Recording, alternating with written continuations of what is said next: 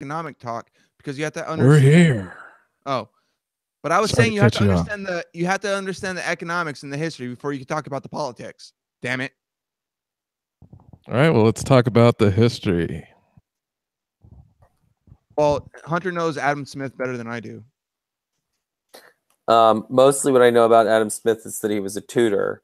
And so, he knew how complex self-interest actually was. Because there's what the child thinks the child wants, and then there's what the child wants over the long term. And in the short term, the child may just want to, sit around and eat ice cream and fucking hit things with sticks.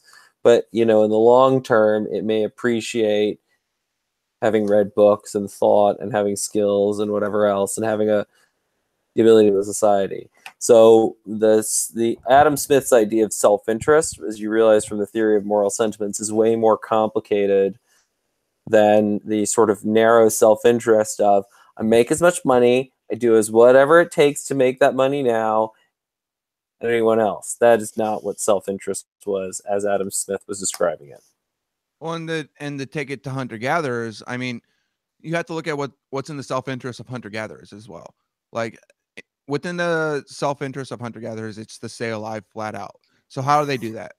They build groups because I may not be able to make arrowheads as good as you, but I could be really good at shooting an arrow. So you need both those domains within your group in order to be successful at getting what you need. And that's so a microeconomy within a group. And to build off of that, it might be in my immediate self-interest to take credit for having caught the deer, and I did it. I did it all on my own. This was my deer. But guess what? Then everybody thinks you're a fucking asshole. And then you don't get to eat that night, and nobody wants to fuck you. Exactly. So, your self-interest is actually a pretty complicated concept, and it could take some time to really sort of tease out and figure out what your real self-interest is. Well, it's incredibly difficult to tell what people are interested in as far as short and long-term returns on investments, because basically everything you do, like Dustin hit the nail on the head earlier when he talked about the time, like, which is not an academic accepted idea of the time concept of value. Like everything is based on time. Like I get paid for my labor based on, the time that it takes me to make it. That's the standard industrial model. Is people are paid a wage based on the time that they spend working on the product, right? And to go along with that, what value does that product have? Most products either are things that you can spend time on or using, or that save you time on things that you'd rather not use your time on.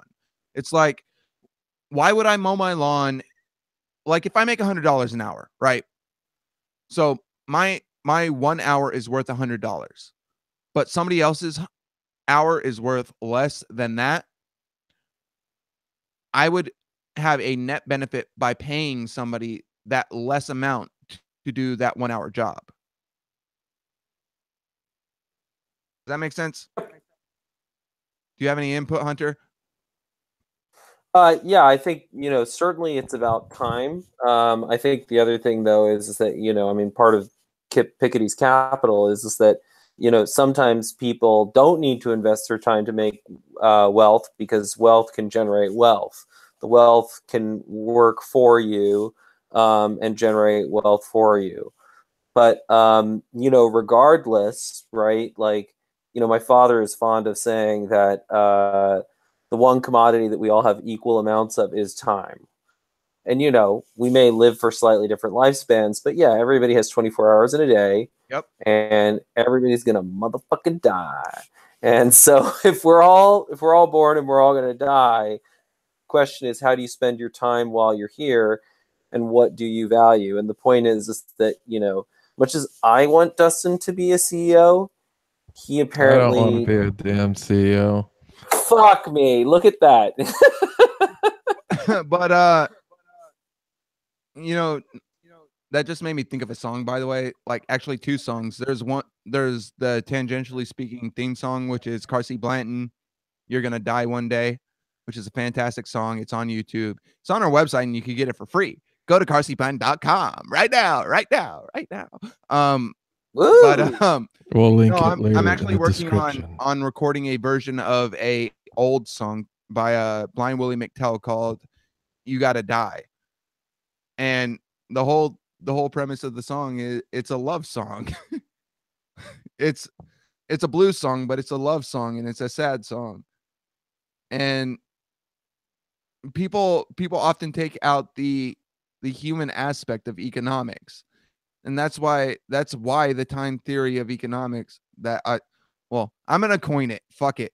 The time concept of value is a more apt descriptor of what value is than like the labor concept of value, or the subjective concept of value is just a fucking cop out in my book.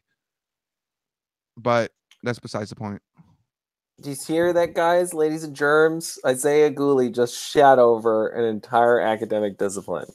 Yes. And I applaud him for it, because I think the big thing about economics is that it's, the problem of scholars. And the problem of scholarship is that you are rewarded for getting super deep into some tiny little rabbit hole and for having some super tidy little single variable explanation ultimately, doesn't meet reality well.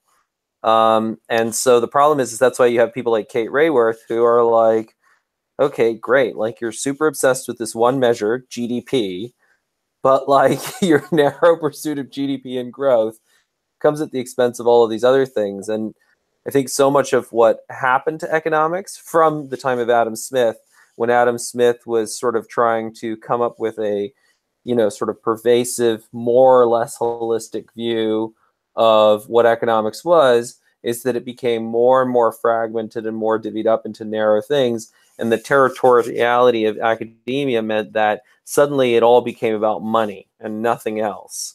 Yeah. And well, that, and there were no locomotives, there was no coal, there was no oil, and there were no nuclear weapons when The Wealth of Nations was written. And one nuclear weapon is worth millions of barrels of oil. Yeah. And Adam Smith lived with his mom. Oh, there's that too. So there's nothing wrong with being a mama's boy. Shit.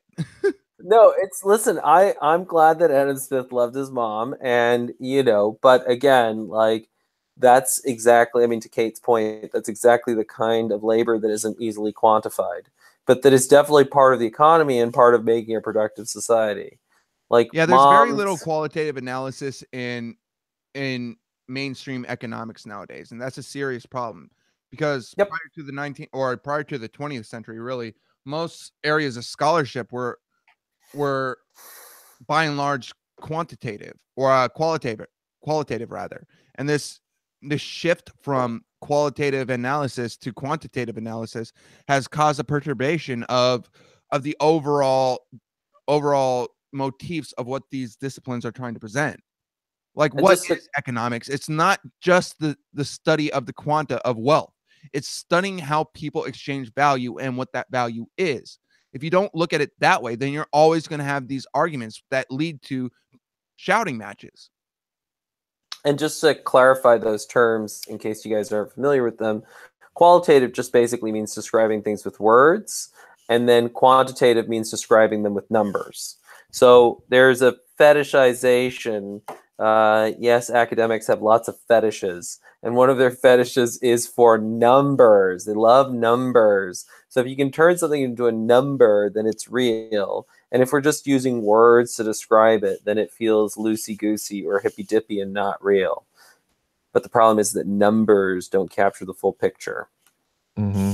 And your lighting makes you look either evil or that you're Zordon from the Power Rangers. Turn on a light, Hunter. I was going for Zordon. No, it's amazing how quickly it gets dark here. But yeah, I'll turn it on. But wait a minute. If the lights are on, is there like a different version of Zordon where it's lit up? Like You're when floating Well, Zordon the is only reason you look like like daytime Zordon is Zordon? because only your face is visible. Like look- that's the It reason makes why. you look like you have a tan. That's not bad. You guys aren't really making me want to switch on a light. You So look like you're far, I Iranian. get to be tanned and Zordon. I don't know that I And want to switch on Iranian. lights. And Iranian. That sounds amazing. I mean, you might have trouble getting through the airport next time you go through. Yeah, but I might also get some delicious kebabs. So you know. Yeah, I had kebabs when I was in Germany, and they were fucking delicious, and it was basically like a burrito, but it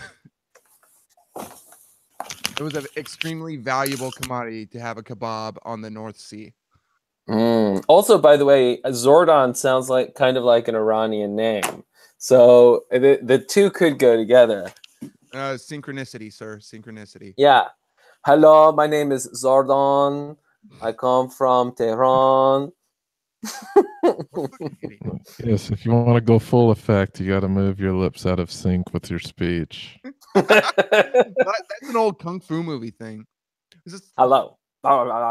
You know, so let's loop kung fu movies into economics, because I love kung fu movies more than I like fucking quantitative economics. But so why were there so many great kung fu movies? Because Chinese don't have this value on fame that we have in America. The Chinese basically are a show me culture, and the epitome of an honorable man is a learned scholar and a government official. So like government officials are like the Hollywood celebrities. So I mean, and that's why Jackie Chan is working with the Chinese government, because he's old, so he has that aspect of respect, and now he's trying to get some more respect by being, doing things for the government and in the state media bureau, essentially. Like he played fuck, I forget the general's name, but he was in a movie called 1912, which is a movie about the Chinese Revolution, the first one. And well, not even the first one, but the first successful one, let's say that, in the 20th century. And like, it's a propaganda movie, so he's making propaganda movies with the Chinese government. Jackie Chan played Huang Xing. Huang Xing in 1912, right? Or 1911. 1911. Yeah. So the Republic of China was established in 1912, but the revolution, the Xinhai Revolution, was in that autumn of 1911. Yeah. Stop making weird noises, Hunter. I'm just excited because this is also 1911 was Jackie Chan's 100th film. Oh yeah. It's pretty badass. But yeah, no, I mean, that's a really interesting point. Like, just the very different feelings about government that Americans and Chinese people have, and like, so much of it is, what jobs are high status and prestigious, right? Yes. Like, I mean, this is always what's talked about with the Finnish educational system is that so much of the reason why Finland's educational system is good, it's not that they pay more than American teachers. It's just that if you're a teacher in Finland, people are like, oh, fuck, dude, you're a teacher? That's awesome. I want to get that job. How do I get that job? And if you're a teacher in America, people are like, I'm sorry that life didn't work out for you. Exactly. Yeah. So very, very different attitudes. Yeah. Hey, Isaiah, we have a question for you because you probably be the one to know it. But in the chat, someone is asking, did you hear the Chinese Communist government just banned rap music? Remember what I said earlier about there's nothing in American media that describes what's happening in China accurately? Yes, I remember that. Yeah. The Chinese government has these cultural things that they push out of things that they would like to see. They don't really ban things in the same way that they ban things here. You're not going to get pulled over on a highway for bumping Snoop Dogg. in China. It's just not going to happen. And like there's anti-government punk music in Beijing to this day. So I mean, it's fucking stupid. So Well, is it a band? Like, I understand that it's there, but that would be something that would never be on like your state-sponsored media or things like that, correct? Correct. They wouldn't play it on state-sponsored media. That might be what they actually did, is pulled it from their broadcasting network, but they might have also put up a firewall on some of the music sites on those aspects, but there's Chinese rappers all over the place. Like you could spit and hit one. Yeah, I think Isaiah, this was a, it could be, because remember when I brought up the other day about the Chinese rapper who was going all out on the foreigner community or the expat community, Yeah. and this thing went pretty much worldwide and got viral. It might be that it could be a response from that. It might be, but there's a Chinese undermining of the firewall. Like Tiangao Huangdi Yuan. That's a real thing, man. Like the government in Beijing can say a lot of things, but things are administered locally in China. Like every little county has their own county boss who basically is given near autonomy over the region with overarching goals for the government, for the Central Communist Party. So like if somebody in Xi'an says that they're not going to enforce that ban on like public performances of rap music, then they're not going to enforce it, and there's nothing that the centralized government's going to do. All right, so Yeah. it's just like the federal and state system here. yeah, but I think my very limited understanding is that in terms of what Isaiah is saying is that the government is so powerful and so respected that they really get shit done for both good and bad, right? Like you're able to have the both the horrors of the Cultural Revolution and then the massive progress of the last 20 years. It's called Gaiga Kaifang. What is that? Reform and opening up. Yeah. So you're able to have both of those phenomenon because the state is so powerful and so respected, and so that that essentially, like, you can have real. Is this vaguely even on point, Isaiah, or no? It's very accurate, actually, because that's one of the main discourses. Like there's white papers that are put out by the Woodrow Wilson Center and the Stimson Center regarding exactly this, that the Chinese government has so much centralized power that they're able to execute on plans in a very direct and agile manner. But at the same time, they're able to get more sample sizes, right? Or more iterations of their samples, because they're so nimble in their implementations of things. They're able to implement things quickly, and if it fails, they're able to pull it back quickly. Whereas, like, for example, this in the U.S. system, because of entrenched work in, that's why the F-35 still exists, because of the sunk cost of developing the F-35 and the sunk cost of destroying the tooling for the F-22 and the social cost of having fucked up. Yeah. Right? Like, if you fuck up on the F-35, it's like, now the voters are mad. Now we have to hear about the fucking mad voters because money was wasted on this thing. If you fuck up on the Chinese F-35, it's like, yeah, we fucked up. Then we either like fire those guys, or like we just maybe never even hear about it. Or steal the blueprints for an American jet, maybe. I don't know. Yeah.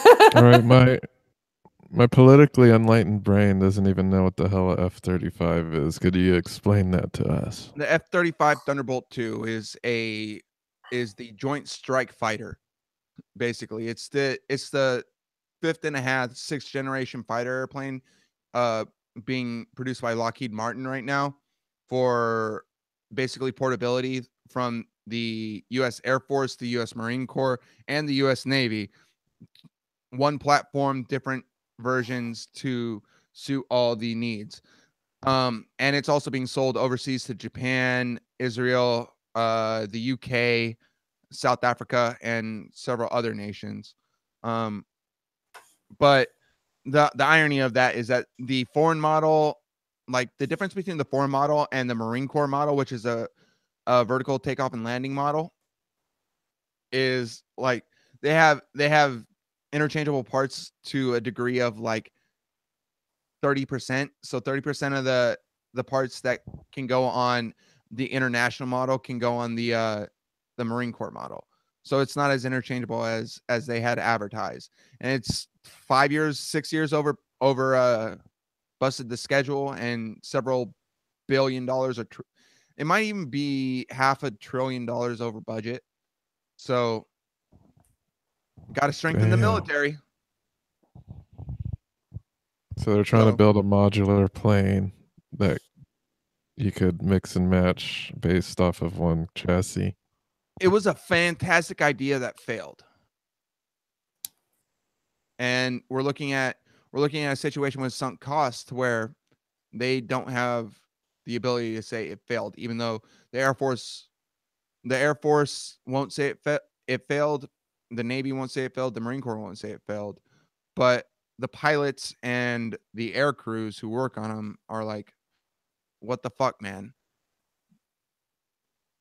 So yeah, and you know, I think this would play out pretty differently in China. And then also something that you know, in terms of weird shit we hear in the Western media about China that I'd be interested to hear your take on, Isaiah, is these ghost towns, like all these like giant apartment buildings that are going up and then they're empty.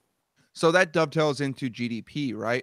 So most of China's GDP growth over the last 10 to 15 years or so has been in infrastructure, right?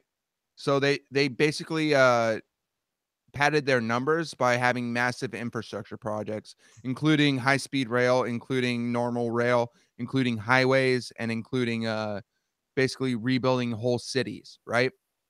And that's what they did with these quote-unquote ghost towns. The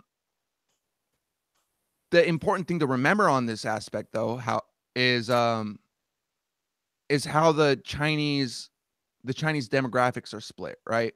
So probably last time I looked at the numbers was 2014, but in 2014 they were still above 50% in rural versus urban citizenry, right? So most of their people lived in rural areas without services, without paved roads, et cetera, et cetera. So you have a situation in which most of the people are not part of the mainstream economy, and China projected a 15 to 20% growth in the urbanized population, which would exceed the capacity of the urban centers.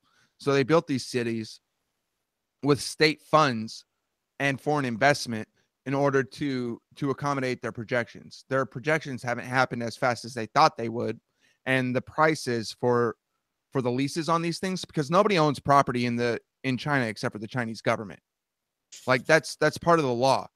You can have at most a 99-year lease or a lifetime lease on something, and then when you die, that lease is taken back by the government, and then your children can get the same terms of that lease. But nobody owns anything in China except for the Chinese government. But because of that, like, they set the prices for these ghost towns too high for people to move in at the rates that they wanted to. Therefore, the supply didn't meet the demand, and there's an oversupply, and the prices exceed the demand for those places. So people are not moving into these ghost towns. And I think last year was when they finally broke 50-50 on urban versus rural population, and the administrative structure of Shanghai specifically. Shanghai has 25 million people who live there. It's one of the most populous cities in the world after Mexico City. So they essentially said, we need to stop growth of the city or we're going to exceed the capacity to provide services for the people who live here. It's a clusterfuck because of that. And that's sort of the real problem with central planning is that have whatever idea and projection.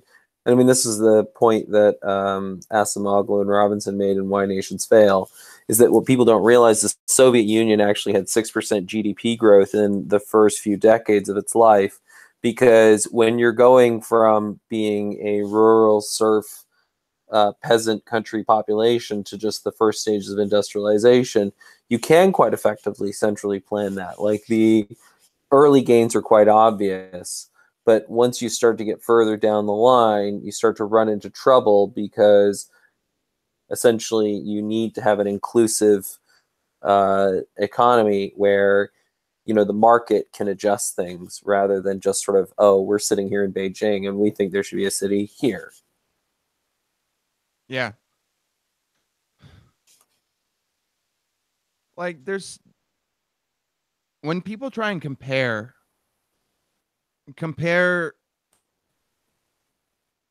when people try to compare the United States and China from either a political or moral lens, they're inevitably gonna, and I hate using the word inevitably, but they're inevitably gonna miss the point of why you should be contrasting these two things in the first place.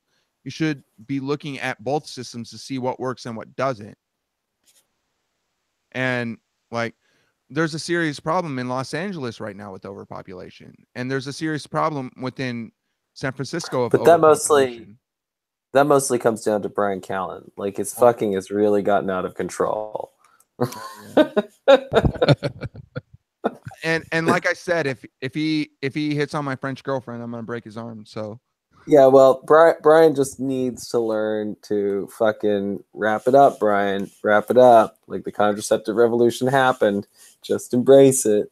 Oh, don't worry. I'm from an honor culture, so I have no. Well, also, so you're saying that Brian Callen is fucking out of control? I think that it's kind of like what is happening in Los Angeles is much like what happened with rabbits in Australia. Like, you introduced one and you're like, well, how much damage could it do? So are we gonna have to introduce dingoes then? Or I don't know what the then Brian's gonna run around LA saying, that dingo ate my baby. That dingo, if the dingo's gonna start eating Brian's babies, it's gonna have to do a lot of eating. That better be one hungry ass dingo.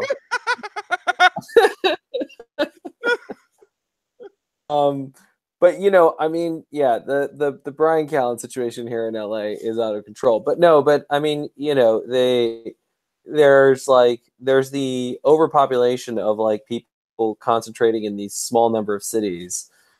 But then, I mean, part of it is also then the artificial regulation of people who their houses are their primary source of wealth, and therefore they oppose any sort of, because we arbitrarily keep everything at these small structures so that my land holds value. Jesus Christ, Hunter, did you die? Yeah, I did. I coughed out a little bit of my soul. And there wasn't much of it left, so I think I may now be soulless. Yeah, I mean, I'm experiencing that right now, owning my own house. Like, I can't remember offhand how much land I have, but like, there's so much land that's wasted with a lawn and a fucking tree and a goddamn swimming pool that I'm like, what can I put on this land to maximize my value, right? And it's like everybody who has to manage land has to look at it in that way. And that's part of what the United States government does with the Bureau of Land Management. What can we put on these lands to maximize value? Can we sell them, or should we make them national parks? And that's one of the large bones of contentions that we have in the United States, specifically within, you know, where we allocate this land, because land in and of itself is a resource.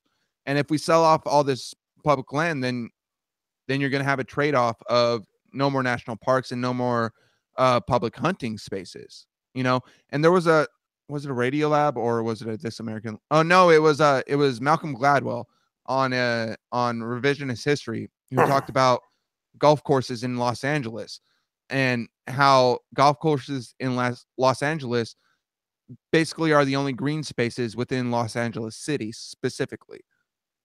How is that still a thing when there's 20 million people in Los Angeles and there's no green spaces? And then you have that guy in South Central, I forget his name. He was on Tangentially Speaking. I'll find it and I'll have it put out on our social media stuff for Mixed Mental Arts. But he essentially turned, you know, highway medians like on Crenshaw Boulevard into green spaces and gardens for growing actual food. And he got sued by the city of LA. So I mean, it's an intractable situation where we're trying to manage who owns what where. Is Griffith Park a chaparral, or is it a different type of ecosystem there? I'm Southern that's Los a Angeles or piece Southern of- California. I could speak a lot about the geography of California because I'm from California and I went to school there, and they teach you a lot about it. I spent a year at the University of California at Irvine. So yeah, I'm a nerd. Well, I lived the in San Friends of Diego for Griffith 32 years. the Friends of Griffith Park say that it is mostly chaparral and canyons. Yes. So that means it's not very green then, right? Nope. No. Apart from the golf course that probably shouldn't be there. I mean, and that's the other thing about golf courses is why the fuck is there a golf course in Southern California? Yeah, seriously. Like I live in Maryland right now, and it's like there's fucking grass everywhere that just grows, and it doesn't even need to be tended to, and it's just there. And like, have all your golf courses out here, and if rich people want to fucking golf, let them come out here. That's my attitude on the subject of golf. Golf is such a fucking waste. Hunter, get off your phone. Shit. I'm trying to talk. trying. No, I am. I'm trying to deal with the chat. Willie Santilli is trying to get in. It's on Reddit for sure. It's Did on you guys Reddit. post it anywhere else? Yes, you have to go to the Reddit page. We're not posting it anywhere else. There you go. The link is on Reddit. Yeah, go to our Reddit page. Or I could try and read out what this link is. I think that would be really fun for everybody. No, but I mean, you know, I think that's the other thing too, right? Is that you can have, like to Isaiah's point, like it makes sense to have golf courses in Scotland and Maryland. It doesn't make much sense to have golf courses in California. And, you know, people have whatever cultural fantasies they have that they then try and impose upon an environment where it doesn't make much fucking sense. Yeah. And this is part of the problem that I have with California. And if you see the fucking California flag in my background, I'm from California. I fucking love it there. I hate LA and I hate San Francisco because they're basically San Diego, man. That's the place to be. Yeah, because Whale's vagina. Whale's vagina. It's German. But like the problems with those two cities is that they're people. They're like East Coast cities on the West Coast, and you go to the West Coast to get away from the East Coast. That's a huge problem that I have with those two cities specifically. And once you get out of Los Angeles proper, like the downtown city limits of Los Angeles, it's not like that. But Los Angeles proper is basically like DC in a lot of ways. Yeah, but isn't there also just like any sort of super large city, any of the, I'm going to use a Judge Dredd reference here, but aren't all mega cities kind of the same? I would say yes and no, having been to several mega cities. A lot of the problems that they have are the same, but a lot of their motifs and nuances are not. And like, Yeah, they're somebody's strength is another man's weakness. One person's trash is another man's treasure. Yeah, but there is a certain, and obviously there are differences, but there is a certain shared experience to megacities. They tend to, you end up with the same phenomena. Like obviously there are differences. Berlin, London, Paris have way better public transport systems than Los Angeles, right? But you end up with a lot of the same businesses, a lot of the same vendors. The hipster coffee shops have slightly different names, but there are hipster coffee shops. Same things are going on in a lot of these places. Yeah, I almost completely disagree with your thesis there. Because you're and like the reason why I disagree is that like it's your position is reductivist and somewhat myopic. And I would say that my antithesis to that is cities develop in a way that suits their environment. Right? So yeah, there's a serious issue with public transportation in Los Angeles proper. There's also a serious issue of public transportation in California writ large and the Western United States writ large because of the vast distances between population centers. So it wouldn't make much sense for there to be a robust public transportation system in Los Angeles at expense of highways because the next closest city is San Diego. So the distance between like Frankfurt and god damn it, I'm blanking on the next Hanover. Like the distance between Frankfurt and Hanover, or the distance between Frankfurt and Bonn, is like the distance between Los Angeles proper and Ontario, California. Yeah, I don't necessarily mean public transport between cities. I mean public transport within cities. And Los Angeles could have developed very differently if the automotive companies hadn't torn up all the railroads and all the tram lines and made it all about the car. Like that's one aspect though. That's only one aspect. And there's definitely veracity to that aspect. And like they didn't do that in Los Angeles, but in San Francisco rather. They didn't do that in San Francisco, but San Francisco is shit for driving, one, and shit for public transportation, two. So, like, would you want to have a public transportation system in Los Angeles that was built in the 1920s when there were a minuscule fraction of the people living there? I think that would be not conducive for the situation today. Like, even in New York, there's issues with if one line of the public transportation system goes down, then the city essentially shuts down. That's what happened in DC with the fires on the metro, is that there were metro fires and people were given furloughs on working on those days. Yeah, so I mean, economic cost of relying on that one aspect can completely throw a wrench in the gears. Yeah, and I mean, frankly, New York should all just go on vacation for a few years and they should rebuild the entire subway system. But, like that's sort of the problem is that, things become baked in. I mean, if you built a decent public transport system in the 1920s or whatever in LA, city would probably build a culture around public transportation. That's right. Which is why New York still relies on public transportation. I understand. And like, if you ever drive in DC, it's impossible to drive in fucking DC. Like, the only time I'm able to get anywhere in a reasonable amount of time is when I'm on a motorcycle, and I break the law to do it. So yeah, like I'll split lanes in DC because, god damn it, I've been sitting at this light for the last 20 minutes. But yeah, it's so complicated, man. And well, to that point, I want to Jenkins B. Jennings here to help break it down for us. Jenkins, tell us what's going on. Well, before Jenkins jumps in, I want to just bring in a quote from Thomas Sowell. There is no good policy or bad policy. There's only trade-offs. So Yeah, that's spot on. That's why Soul is woke as fuck. oh, Jenkins isn't talking. He's listening only.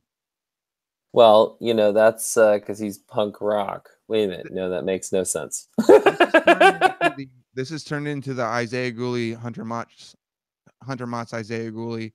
Oh, Hour. Jenkins is listening because he still has laryngitis. Oh, this had laryngitis for the last 8 days, and he got laryngitis right before his Frenzy of Tongs show, which is the name of his band. So we wish you well, Jenkins, and you know, honey and lemon.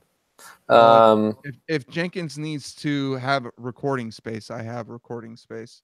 So, well, as you can see, in my basement, I smell a band. I smell a band. Oh shit, Willie Santilli, what's going on, man? Dear Lord, can you even hear me? Yes. Yeah, we can. Oh, that was like giving birth. Holy shit. Well, wait a minute, where are you, Willie Santilli? You look like you're. Were you pooping? Stranger Things, honestly. Are you in the upside down, dude? These are the lights I put on when it's Saturday and I'm listening to records. Oh, okay. You're a man. You caught me. Heart, sir. That brings up a point that I want to talk about real quick. So records, right? Why are records outselling digital music for the first time in 2015, 2016, and 2017? Why is because of member berries. Member berries. Nostalgia of the millennial who's coming of age. No, I would say it's in my opinion piracy and streaming music. So the end user isn't spending money on music in the digital format because they could get it cheaper and easier in different ways. So I don't know. A record is like a tangible experience, though. You don't. I mean, so it adds value by the experience. So it's an experiential adding of value. So there's value in spending time listening to record versus the value in time saved by listening to a digital file. And there is no tangible manifestation. Like, I mean, even when you buy the CD, you had an insert and you would unfold it. But even buying a CD is, can you do that anymore? I'm sure you can. It's the same idea, though. There is no, you can't feel it. You can't. You buy it and it exists on your MP3 player. It's not like you bought into. It's not like your friends can look at your shelves filled with records and be like, "Oh my God, what is this one? Look at the art." It's the same idea with a dictionary and looking up words. And when we know that we're looking for a specific word, then that's the word that we cue in on. Versus randomly, like, oh, what? Oh, this is this word, you know. Different experience, in my opinion. I can't say with certainty anything. I don't think that's a decent analogy of looking at dictionaries like records. Dictionaries can be supplanted by records because of functionality. It's a working tool is what a dictionary is. There's value in like a first edition of Webster's, but there's less value in a paperback copy with pages missing I guess what I was talking more about, like the discovery.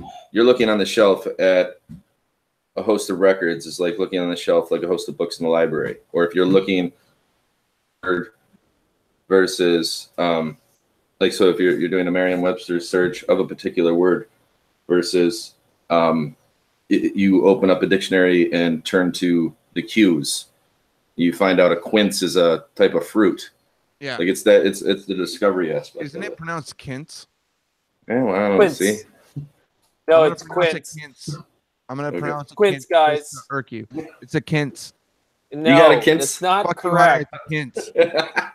It's not correct. Do you guys know the poem "The Owl and the Pussycat"? No. Can you read it?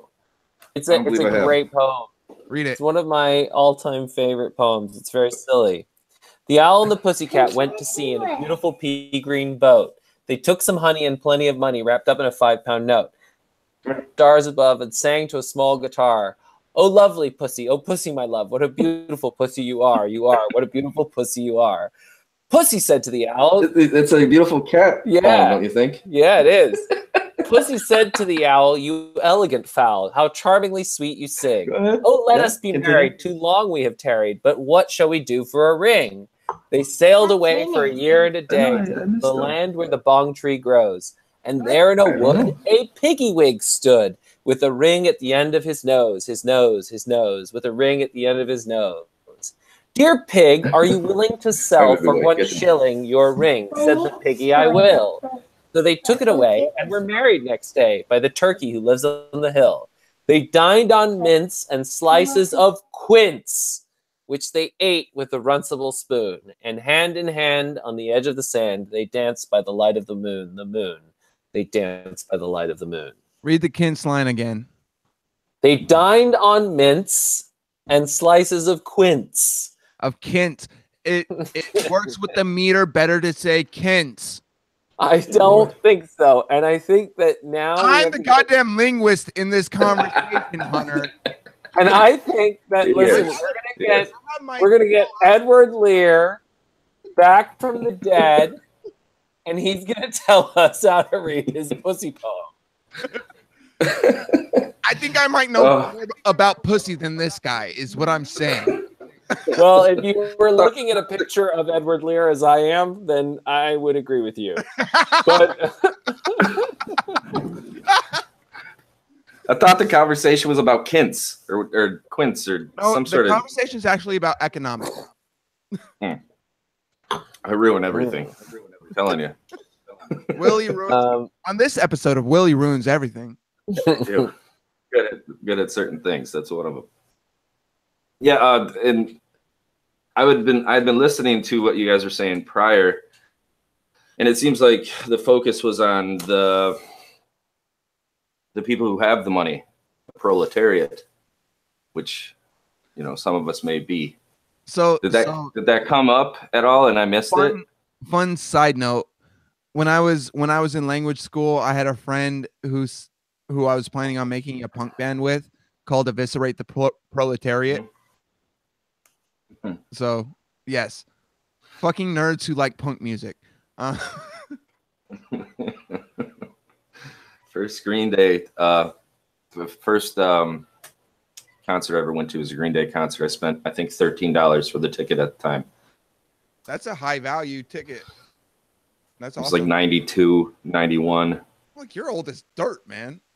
No, dude, I was dropped out. I was 11 or 12 at the time. I didn't have parents that were necessarily You're 10 years older than me. You know that, right? restrictive. You're 10 years older So, than me. It was Dirt. it's kind of a free for Why all does the whole packet when it came to development. So back to the proletariat, and you're not necessarily a punk band, but it is. So give us a lesson in Marxist. I don't know if it was mentioned that if we have like a capitalistic society, an oligarchic society, or whether or not there is a corporatist society, or when we say economics, we could get into the nitty gritty of supply side, and we can get to supply and demand and the things that make a capitalist society of what it is, products. So Willie, hold on. What was the other one? So- Services. So you're Willie, can you hear me? And that Willie, was can a you hear me? fascinating Willie, point can that hear you me? said Willie, about can you hear China, me? about nobody being able to own land or property. I had no idea about that. But if we were to stay in the vein of what America and American economics is, I didn't know that a basis was made for. Do we even still believe that we are a capitalistic society? So Because I don't know that with certainty. Willie, I'm going to stop you there before you go on. We haven't been talking about economics in that realm. So if you want to, you can talk about, because you're speaking from an economic theory point of view, from a Marxian, essentially a Marxist view of economics, right? Of that same structuralist way of talking about economics, of class structure, capitalism versus supply side versus this, that, or the other. So I don't think people have a real comprehension of what the Marxist economic structure is. So before we can even get into that, we'd have to explain what exactly we're talking about here. Does that make sense? Willie, can you hear me? I don't think Willie can hear me. Hunter, can you hear me? I can hear you. I would also say that Michael Q. Hey, Hunter, have you talked about Thomas Sowell yet? I'm the guy who told you about him. So, you know, we can also, maybe we juxtapose Marx and Sowell. Oh, yeah. And I think Willie has some issues with his connection right now because he's not responding. I think he also just found the best cat video. He's looking at the best cat video. But so hello. Hey, even if Willie, you guys can hear me, I can't hear you. This is the birth thing that I was talking about in my haunted house. We can't have a conversation if you can't have us. So, or if you can't hear us. So, yeah. What was I saying? Oh, so let's go on this point. Let's compare and contrast the classical economic school versus the Marxist economic school. You think that's a good tack that we should take right now, Hunter? Yeah, well, and I think also with all of this stuff, I would like to ground it in the hashtag relevant biology. Like, what you're really trying to figure out is, you know, hunter-gatherers don't have much difficulty organizing their economic affairs because it's within the Dunbar number and they have relationships and they're focused on survival in an environment. It starts to break down when you start to try and organize a mass scale society. And, you know, I think that capitalism and Marxism are focused on two different problems. I think that communism, or I shouldn't say communism, I would say that socialism. What is going on, Willie? Willie, I'm muting you. What was I saying? Stand by. We're having technical issues.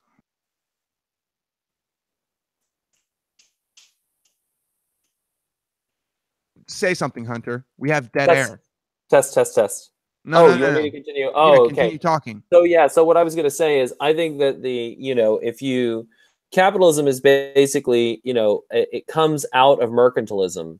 So if you've got, you know, mercantilism was this basic idea that the king would allocate wealth by saying, hey, my buddy Isaiah can be in charge of selling wine. He gets the monopoly on wine, and only Isaiah can import and export wine. And if you are the one person who gets to be the oligarch of the, no matter how poorly you do it, you're going to probably be rich as fuck. Because you're the only game in town.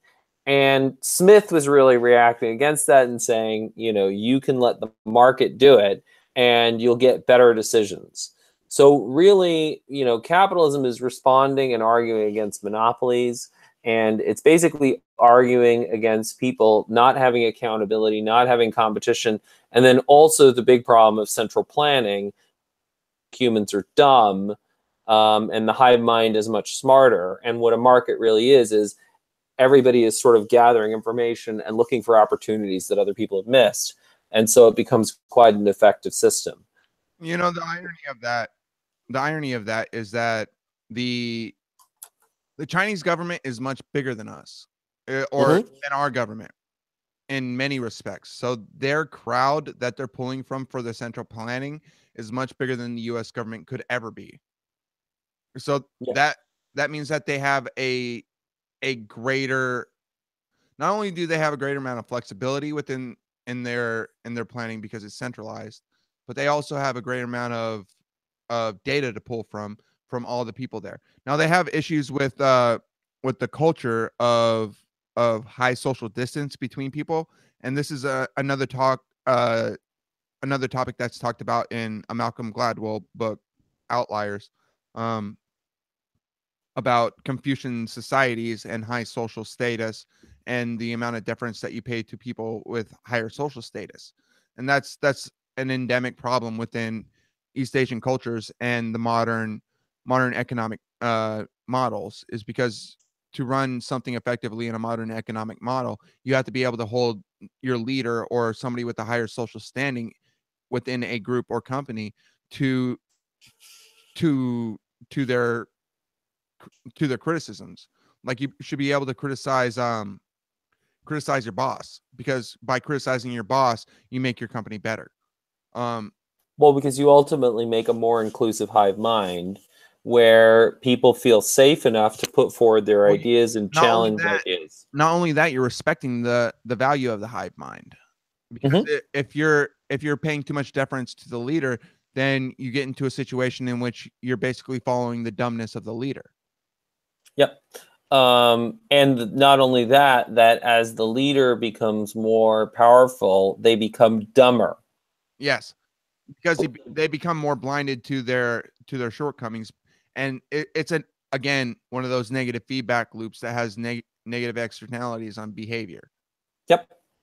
So I think that, to me, I mean, that's why everybody gets so caught up on these ideologies. And, I mean, Kate Rayworth, part of the point she made is that she deliberately avoided terms like capitalism and socialism and Marxism, because the second people hear those words, they start to fill in, and they're like, oh, you're criticizing capitalism, therefore I know that you are a Marxist cuck.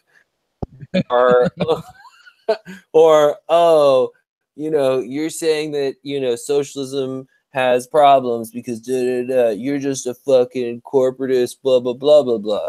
So, the much more useful thing is to sort of talk about what we would do and, what that looks like. Really about creating a healthy hive mind. That was my best Dustin Cuban impression. It wasn't very good. No, At least you're to quote Clint Eastwood in Dirty Harry, man's got to know his limitations. Yeah, exactly. But, I mean, obviously, if you have a whole bunch of people who feel totally disempowered or who are excluded because of whatever group you've categorized them in, or because, they're so fucking worried about just feeding themselves and, starving to death, then that's not a healthy hive mind. So, the much more interesting question to me is, how do you create healthier, and not just like how do you create as an abstract question, it's to create healthier and healthier hive minds everywhere you can. And the problem I have with that is that it presupposes hive minds, because individuals can do things very powerfully. So it's a question of finding the balance between the individual aspect and the group aspect. And that's one of the fundamentals of mixed martial arts writ large, is trying to balance these ideas of individuality versus groupishness. Yep, basically how to become woke. Yeah, basically that is the real fucking goal, and nobody knows wokeness like Dustin Cuban.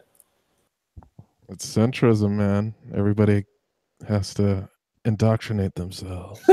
Talking about all these isms makes me want to talk about the May 4th movement again, because I know way too much about fucking China. But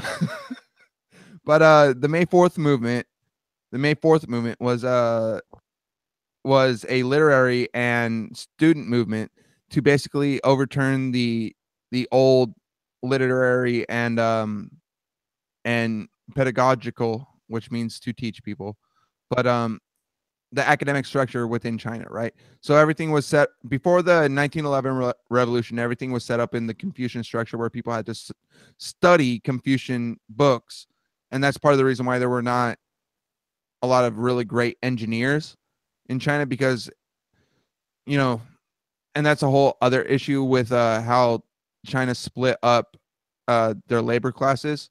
It wasn't necessarily proletariat versus capital or landowners, and that's another problem with the way that the Chinese Revolution happened and ended up with the Communist Party.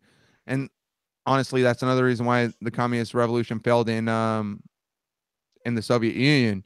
It's because they didn't replace what Marx was writing about. So it's like it's a circumvention of the process, even if that process is,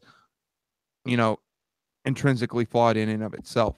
But to get back to the point of the May 4th movement, the May 4th movement was set up to basically overturn the intelligentsia within China, right?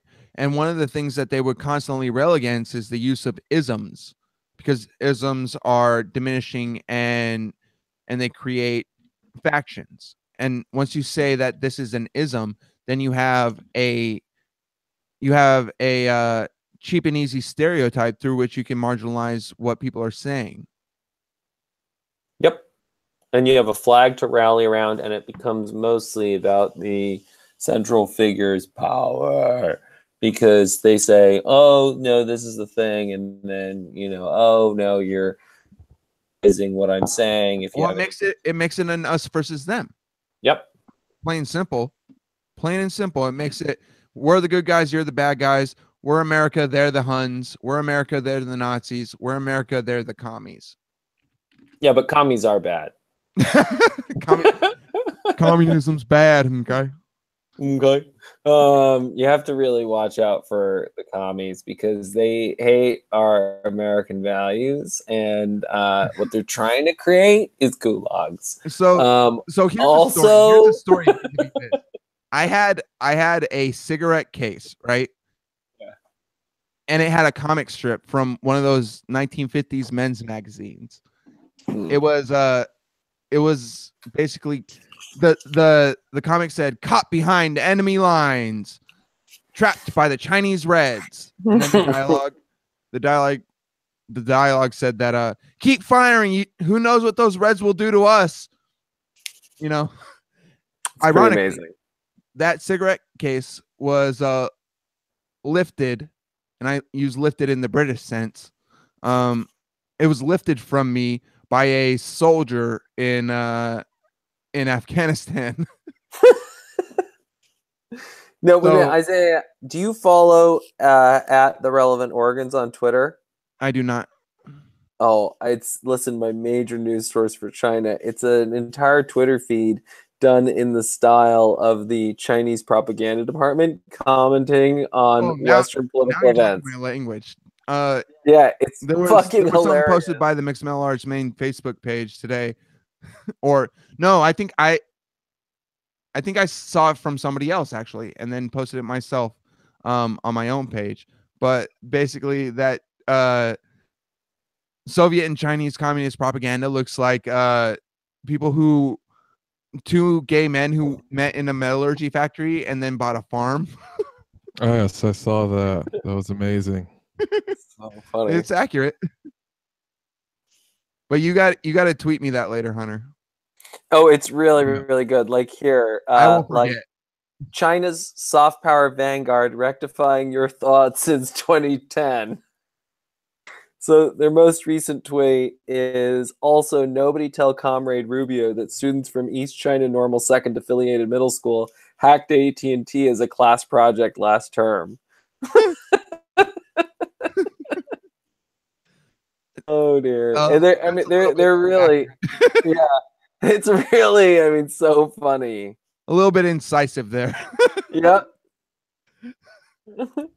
We're fucking nerds. We're laughing at Chinese kids hacking AT&T. What's wrong with being a nerd? There's nothing wrong with being a nerd, but I'm proud. We're fucking idiots too.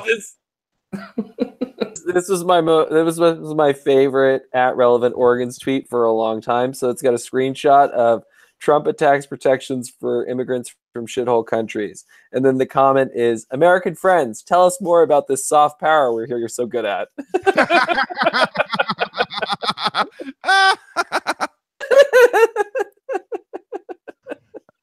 another That funny went Chinese straight over resource my is look head. up.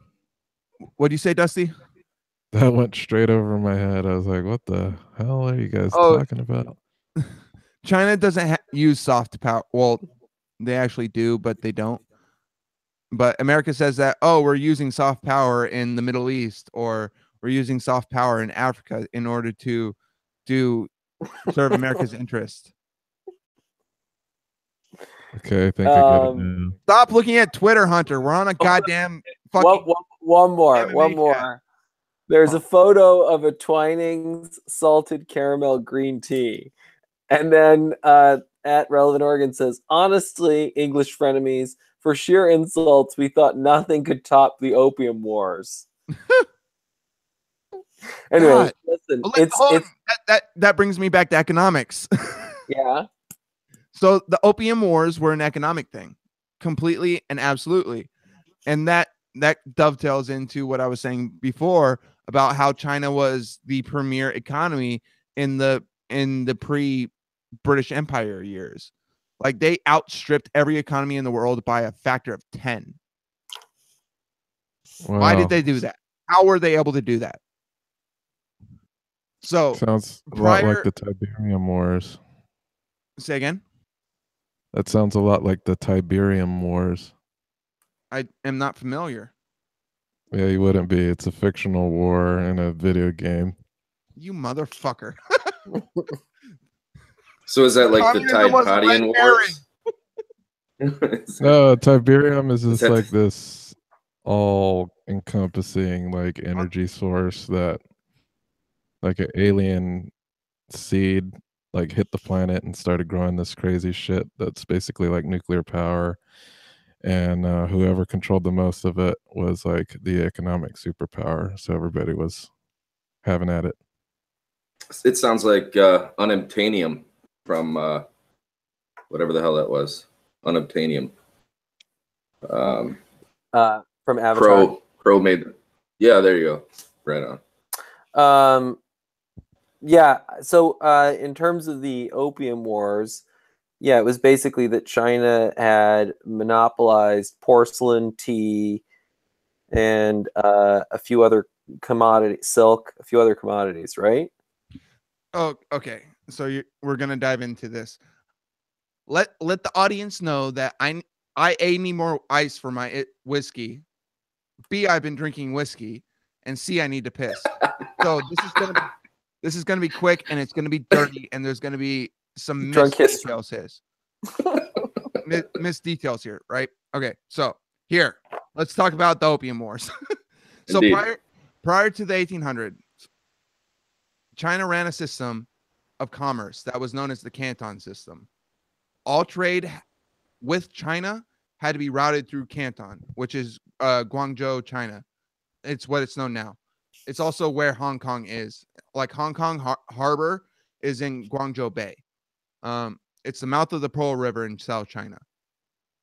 So all commerce with foreign entities, regardless of who they were, had to go through that port. And there was no way for Western powers, and I use Western in a narrow sense of the European imperial powers at the time, to do trade with China other than through the Canton system. In 1793, the sovereign, I forget if it was the King George III, King George II, sent a ambassador to Beijing to try and open up the ports, because they had a lot of commodities that they were getting from India, and they had a lot of finished products that they were building in Britain proper that they wanted to start offloading. Basically, they had a supply greater than the demand that they had in their markets that they had access to. And China has always had the largest population in the world. So they saw that as a great big market to break into that they were being excluded from because of Chinese imperial policy. Meanwhile, the Chinese government, the only medium of trade was silver for commodities foreigners had to give silver to the merchants in Canton Harbor in exchange for tea, in exchange for porcelain, in exchange for incense, in exchange for all these commodities that they held essential monopolies on, including silk. So basically every country that did trade with China would end up at a net trade deficit with China specifically. And that caused a lot of problems within the intelligentsia at the time in Britain, because this is contemporaneous with a lot of the pioneering economic theories with Adam Smith and the transition off the mercantilist system. Even though the British East India Company was still basically ruling over India, that's inconsequential. Well, I wouldn't say it's inconsequential, but it's ancillary to what happened with basically the run up to the sale of opium on the black market to China to basically bolster that trade deficit that was caused by the Canton system. So it became Chinese government policy, or not Chinese government policy, but British government policy, and by fiat East India Company policy to grow opium in their territories in India, specifically Bengal, to where they would transport that opium that short distance through Malacca to Canton to sell the opium, right? And it was causing a lot of problems, destabilizing the currency, not necessarily the morality or the affecting people's health in a marked manner. It was destabilizing the currency within China, because China was trying to modernize at the time, and they had severe issues with spending money ineffectively and inefficiently, and there were issues of civil unrest throughout the country. Like there were at least 5 small rebellions from 1800 to 1850 in China. So China was spending a tremendous amount of money trying to keep public order and keep their currency stable. Meanwhile, Britain is circumventing their efforts by trading opium on the black market and taking Chinese silver out of China. So they were unable to meet their economic goals because of that. So basically, I think his name's Li Hongyan is the guy, if I remember correctly. I could be wrong. Chinese names tend to blend together because they all sound the same. And that's as a Chinese language translator, I get confused, and I've been doing this shit. You're so for racist. almost 10 years. Oh yeah, You're so racist. I'm so racist. I'm so racist that I'm like explaining shit that Chinese people don't even know right now. Oh shit. So basically the Chinese government said, we don't want this anymore. We got to get these people to stop. So the Emperor of China, the Emperor tasked a Mandarin to send a letter in person, written from the Emperor, handed by a member of the Emperor's court to the Queen or King of England. I can't fucking remember who the sovereign of England was at the time, or Britain. Gave them the letter and said, stop selling, in like 1820, said, stop selling this shit. We're going to have problems if you don't.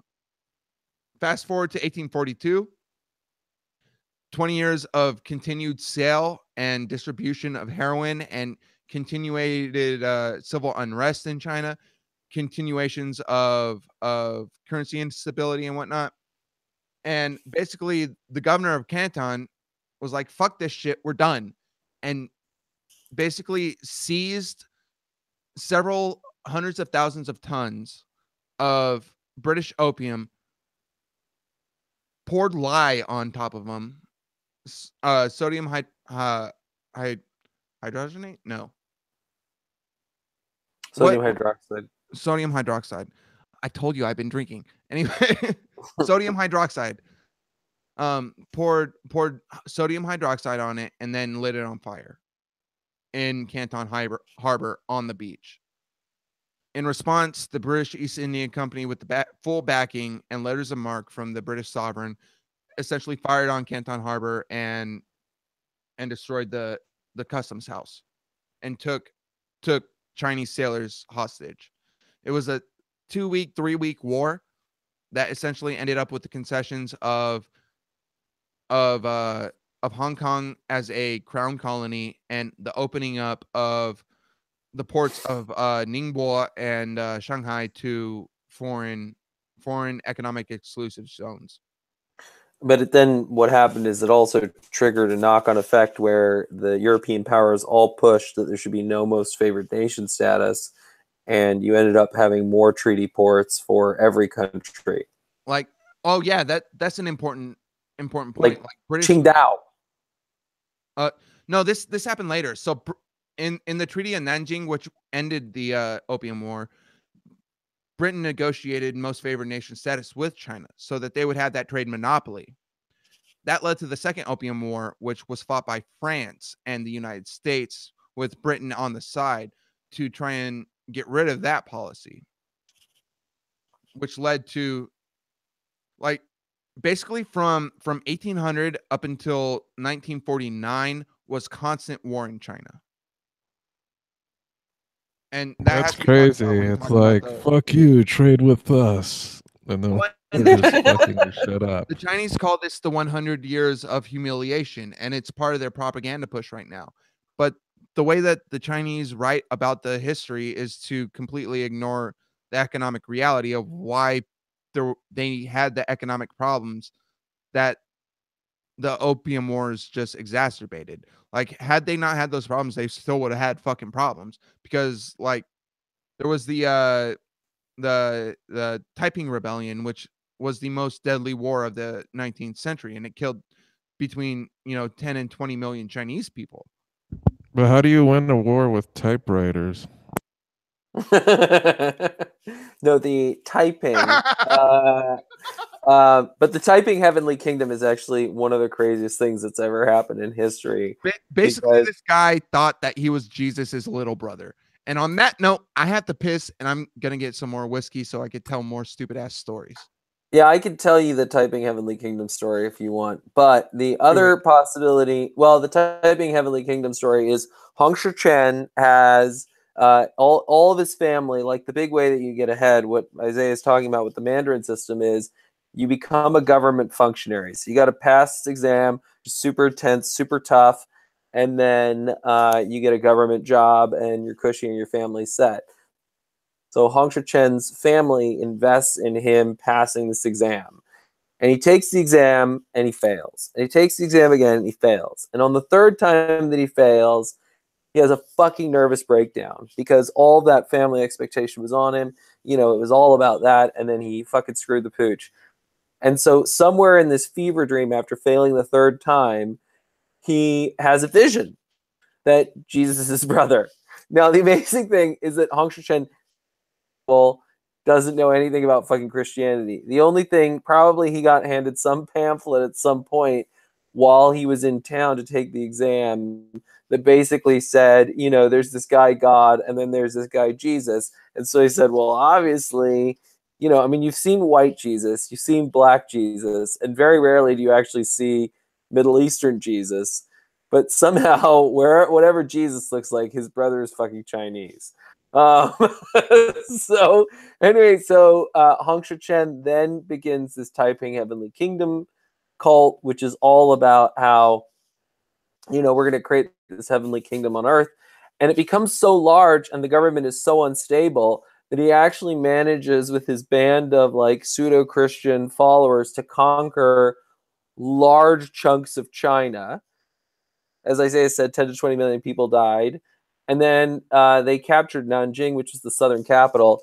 And then it basically descends into a sex cult. That sounds familiar. Yeah, it sounds pretty familiar. And at the point at which it descends into a sex cult, that's when everything falls the fuck apart. But this happened in the 18th... like a lot like the Munster Rebellion. You want to tell that story? But the Munster Rebellion? Yeah. Sounds like Rome. Well, no, it's kind of like an offshoot of what happened during like the Martin Luther days, where like there was this a sect of Christianity called the Anabaptists, and one of them thought they were a prophet, apparently, and they took over this whole city of Munster under the guise that they were being led by this prophet who had direct communications with God.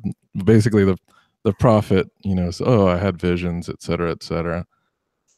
So anyway, they pretty much wanted to proselytize this type of sect across Europe, but at the time they were contained by the Pope had sent the general to basically. So they were just encircled the city. They starved the city out, but in the last hurrah, forgot what the name of the leader was, but he had like a crazy name. But he thought he was like invincible, and he went and attacked like the army. I think it was him and maybe 9 other people, like expecting to win against this like giant Pope army, and he basically like got dismembered. And then a new guy that was like his underling took over and then turned it into like a sex cult, and everybody got starved out of the city. And I think they basically at the end they turned on him and killed him. Melchior Hoffman is the guy's name. Yeah, I knew he had like a weird name. Yeah. So this is a thing that happens again and again throughout history. But I actually, and then Jenkins B. Jennings says Bernhard Knipperdoling. Well, I heard the story through Hardcore History. If you ever want to hear like a really interesting take on it, I really recommend checking out that episode. I don't think it's free anymore, so you'd probably have to go and purchase it for $1, but it's actually one of my favorite ones that he's done because it's all wrapped up in one single episode. And you know how he can go on like is the name of the episode. Yeah, there you go. Prophets of Doom. Yeah, there you go. Yeah, I forgot what the name. I forgot the name of the main guy. Like there were 2 main dudes, and they both had the same name. What's Jan that? van Leyden. It's in Münster, Germany. And notice how I it's Van Matthias. Now. Oh yeah, Jan van Matthias and Jan van Leyden were the 2 guys. Yep. There's a question. Matthias was a crazy one. He was the guy that went off by himself and just got destroyed. That's also an example of socialism failing. Yeah. I always like to store up more examples of socialism failing. Hey, let's talk more about your daddy issues, Hunter. What daddy issues? Your city banker daddy. So I'm sure it's a lot like Brian Callen's experience of being whipped with the rattan cane while reading Republic Lost. No, not Republic Lost. But Atlas Shrugged. Atlas Shrugged. He made him like memorize the John Galt speech, like by memory. Yes. Yeah, I mean, there are ideologies that we are all raised on, and the ideology that I was raised on it's actually not so much from my dad, because my dad definitely drank the Milton Friedman Kool-Aid as a younger man, but by the time I came on the scene, I think that he already had started to see some of the problems with that way. Did you jump when you say came on the scene? Did you jump in front of like a, I don't know, headmaster? In front of a headmaster, immediately strip off all your clothes? No, the nice thing about headmasters is that they don't make you take off your own clothes. They do it for you. They're quite helpful in that way.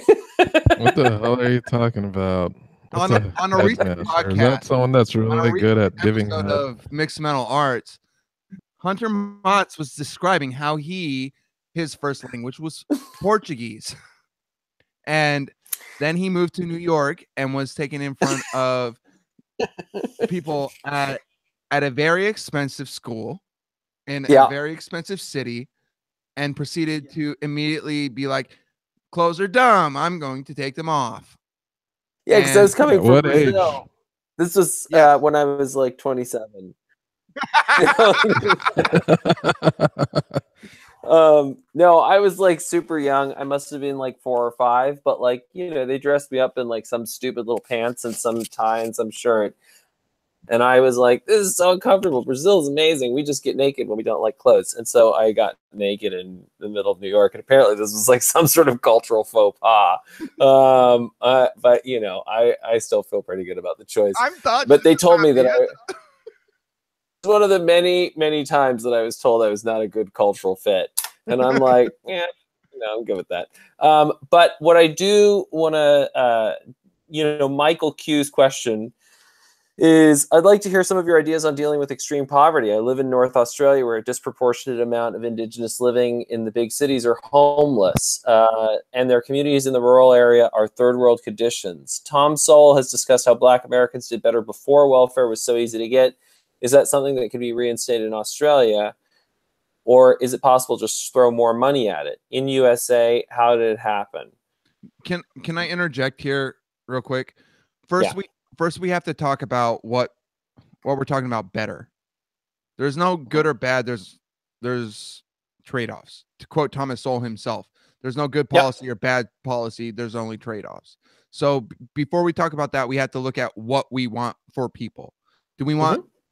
And I'd assume he means that we don't want homeless people. That's a whole other discussion, like of, you know, homeless people, why there are homeless people and all that jazz. But I just wanted to make that clear that there is a deeper issue with homelessness than pure economics. Yeah, and I think my point is that, you know, I think that economics, as it's currently defined, is not set up to solve the problems it aims to solve. If we restricted our toolkit to money, then there's a whole bunch of things we can't solve, because the issue isn't necessarily money. You should. So I have these conversations with my French girlfriend all the time, right? And whenever she says something, whenever she says something about Americans, right, I always say, "Oh, stupid American." You basically did that. Yeah. But you're nice Dutch version of that. Yeah, I mean, Money. you know, let's talk Turkey about Americans. And, you know, there are so many things that have been so confusing for me for a long time, where, you know, like single variable explanations and a sort of like super atomistic understanding of things is like really does well in this, you know, cultural environment, but it's a poor fit for what's actually required. It's, you know, like if you, like, you know, this is part of the conversation that I had with Michael Brooks and the Drunken Taoist team is like, okay, so you look at what's going on with America's prisons. You have all these people in prisons, and yes, they have committed crimes, and therefore you lock them up. Okay, that sort of makes sense, except the question is, why did they commit crimes? Well, very often they committed crimes because they didn't have good educations, to have good access to the market, to have better economic opportunities, so they didn't have a lot of options, right? It's the sort of Jean Valjean thing of like, oh, Jean Valjean stole a loaf of bread. That is correct. But he and his family were fucking starving because there were no other options. So the point is that it's and I want to distinguish between America and the weirds here. The weirds run America, but America is not the weirds. Totally fair. So I think, you know, I think the first thing to Michael's question about poverty, right, is, you know, if you took the 3 people in this call, 5, 6 people on this call, you know, and the people in the chat, and you put all of us in the Arctic, we would be fucking poor. And we'd be fucking poor because we don't know how to survive in that environment. Even worse than being poor, we'd be fucking dead. Dead. Right. So a large part of what enables people to thrive in a given environment I mean, Isaiah, you've been trained in the military for survival. I was an airman. Oh, I was not trained in the military for survival. I was trained how to fucking sit at a desk and type on a computer. Okay, fair enough. I don't know what the conditions we are talking about the Arctic, but I mean, then value becomes different. I mean, if we're going to talk about what I know, I'm detracting from the main point and what richness is and how relative it is. Alive, basically. It depends on how many assets am I allowed to have. How many assets am I allowed to have? What time of year is it? You have the shirt on your back and nothing else. Yeah, and you're moving to the fucking Arctic forever. You can live there. Yeah. If it's just shirt on my back and it's the middle of the winter, then yeah, then we're poor. Yeah, just wanted to. Yeah, we're dead. Is that, you know, if you take an Inuit and you put them in that environment, right? They have the cultural tools and understanding to know how to catch a fucking seal, how to make tools, how to make clothing, how to make shelter, and all of that. So the ability to survive and thrive in a given environment depends on what the cultural toolkit that you have, right? And cultural toolkits are tooled to the environment. That's right. So I think that, you know, a lot of, you know, we live in a particular environment, and, you know, how well adapted are our toolkits to surviving this large, complex global system? And to what degree are people even able to access that global system? So I think that, you know, firstly, you know, we should all be improving our cultural toolkit, and then you see how much that ameliorates poverty. You also have to make sure that the system is much more inclusive. I mean, this is Hernando de Soto's The Other Path, is that if you go to a place like Peru and you try and set up a legitimate business, it takes hundreds of days if you're not going to bribe people, because there's so much bureaucracy and so much complexity. So there's the ease of doing business. And then, you know, there's also, you know, what are the social factors? Like when an Australian Aboriginal, either when they wander into a business or they wander in to get a loan, how are they treated? What are the sort of social cues there? And then I think on top of that, there's also, you know, are there some sort of, like Cathy O'Neil talks in Weapons of Math Destruction, are there algorithms that are essentially categorizing them in such a way that, you know, because other Aboriginals, you know, aren't necessarily a good credit bet, that essentially the ones who would be a good credit bet don't even have the opportunity to move up the socioeconomic ladder because they've essentially been redlined into, like, you don't get money. Yeah, and it's also like just the school system itself, it's not really fair to the poor. So, you know, we don't get funding for the poor schools because it's all based on the surrounding communities, you know, property taxes. So there probably could be better done to equalize the funding for public education. Because in order to give them that toolkit and equal opportunities from those that at least start from publicly funded education, if it's publicly funded, it should at least be equal. You would hope. But I thought along the lines of, I mean, at least with the Aboriginals that Michael Q brought up, doesn't this have to do with, you know, one generation accumulating a bit of wealth, and then you're bequeathing that to your offspring, and that in turn is it's the idea of the race or any of that. I mean,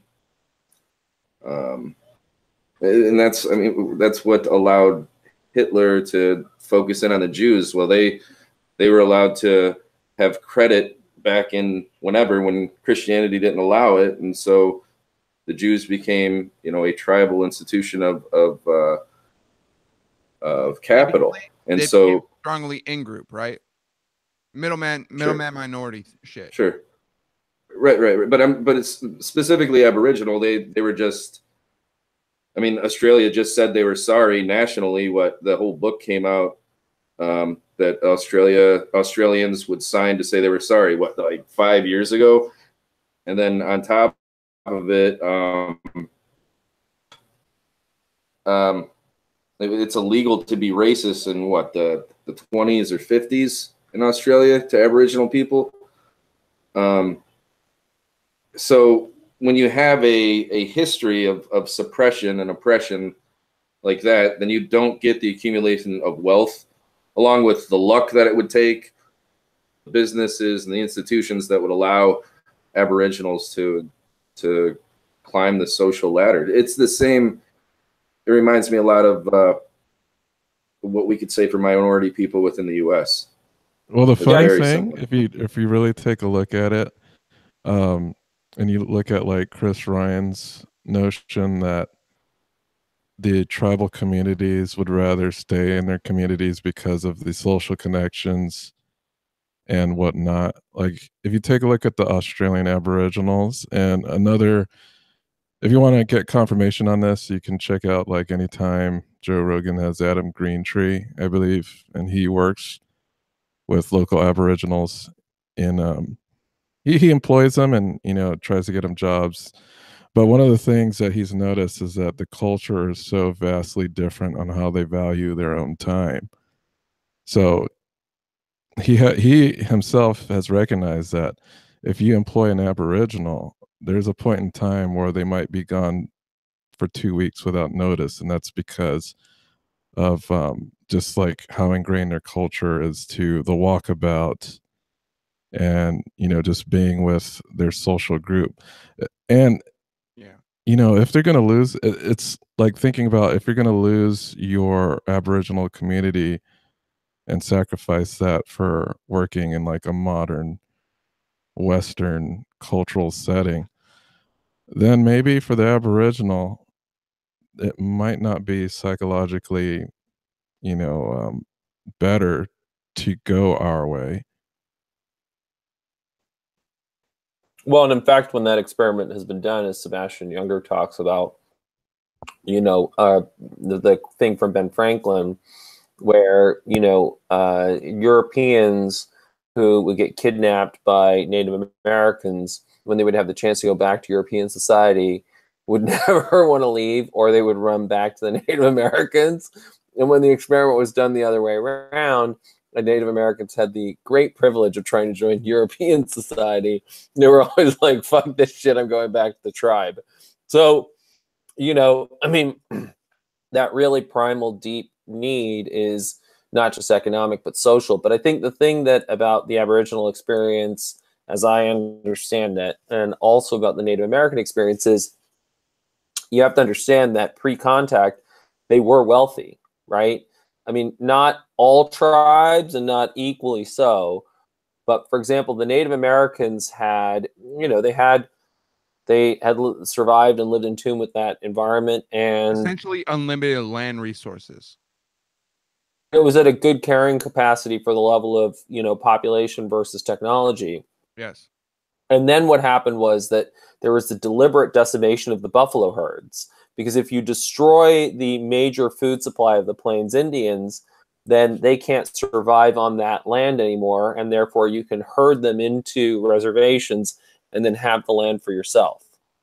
And Bruce Pascoe and Thumb Green, who's in the mixed martial arts community, introduced me to, wrote a book called Dark Emu, which is all about that, you know, the narrative that has been told about Aboriginal Australians was that they essentially had no agriculture. There wasn't much there, but actually they had rich land management practices, or, you know, actually controlled small burns so that you didn't get the sort of massive fires that you get now in Australia.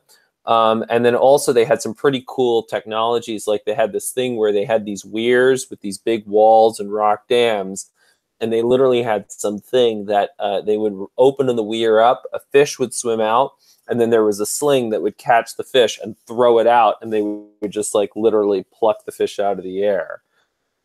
So, you know, that's what things look like pre-contact. And then there's very much that same process that happens.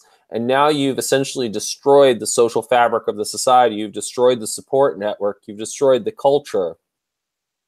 And at the same time, you don't have, like if you think about it in terms of any other animal, right? Imagine if, you took a bunch of parrots and you fucking destroy the entire rainforest from underneath them and put the parrots in the middle of the city. And then you're like, why aren't these parrots flourishing? This is ridiculous. Like, come on, parrots, get your act together. And it's like, that's not the environment that they're adapted to. And in the same way, cultures are adapted to a particular environment. So the question is now, how do you help those people, and how do you, having fucked up, their environment and their culture, how do we move forward and find a system that makes all the living people whole? So I'll tell you how, Hunter. You tell them damn parrots to then pull themselves up by their bootstraps through, your air-conditioned car window. That's how you get them damn parrots to quit being the victim. Damn it. That's right. But improve your attitude. But that caricature is like so incisive. It's ridiculous how incisive it is. Because we have this idea that humans are not animals. That's like so far from how, and this is so far from what is useful as a tool to think about humans. Humans are animals. Animals have their own subjective take on the world, and groups of animals further have their own subjective take on the world. I mean, consider a flock of birds, right? The way that they experience a flight, traversing the air from one place to another, is different than an individual bird would be, regardless of the species, going up to, landing on a tree or pecking at the ground. That goes without saying, and anybody who has observed birds for any period of time can see that birds act different when they're in a group than when they are by themselves. That's one observation point that you can take in, right? And again, you have to remember that humans are animals and they behave like animals. So there's this problem that we have with this concept of wealth or flourishing, that, or progress even, that puts us in a position where we have to look at how do we give people what we like. What we like isn't necessarily going to be what other people like, and what works for our group isn't going to be necessarily conducive for another group. And what's good for the group is not necessarily good for the individual. But that old saying, what's good for the goose is good for the gander, does ring true. We have to look at what works for humans, not what works for flourishing, not what works for practice or progress rather, or what works for wealth.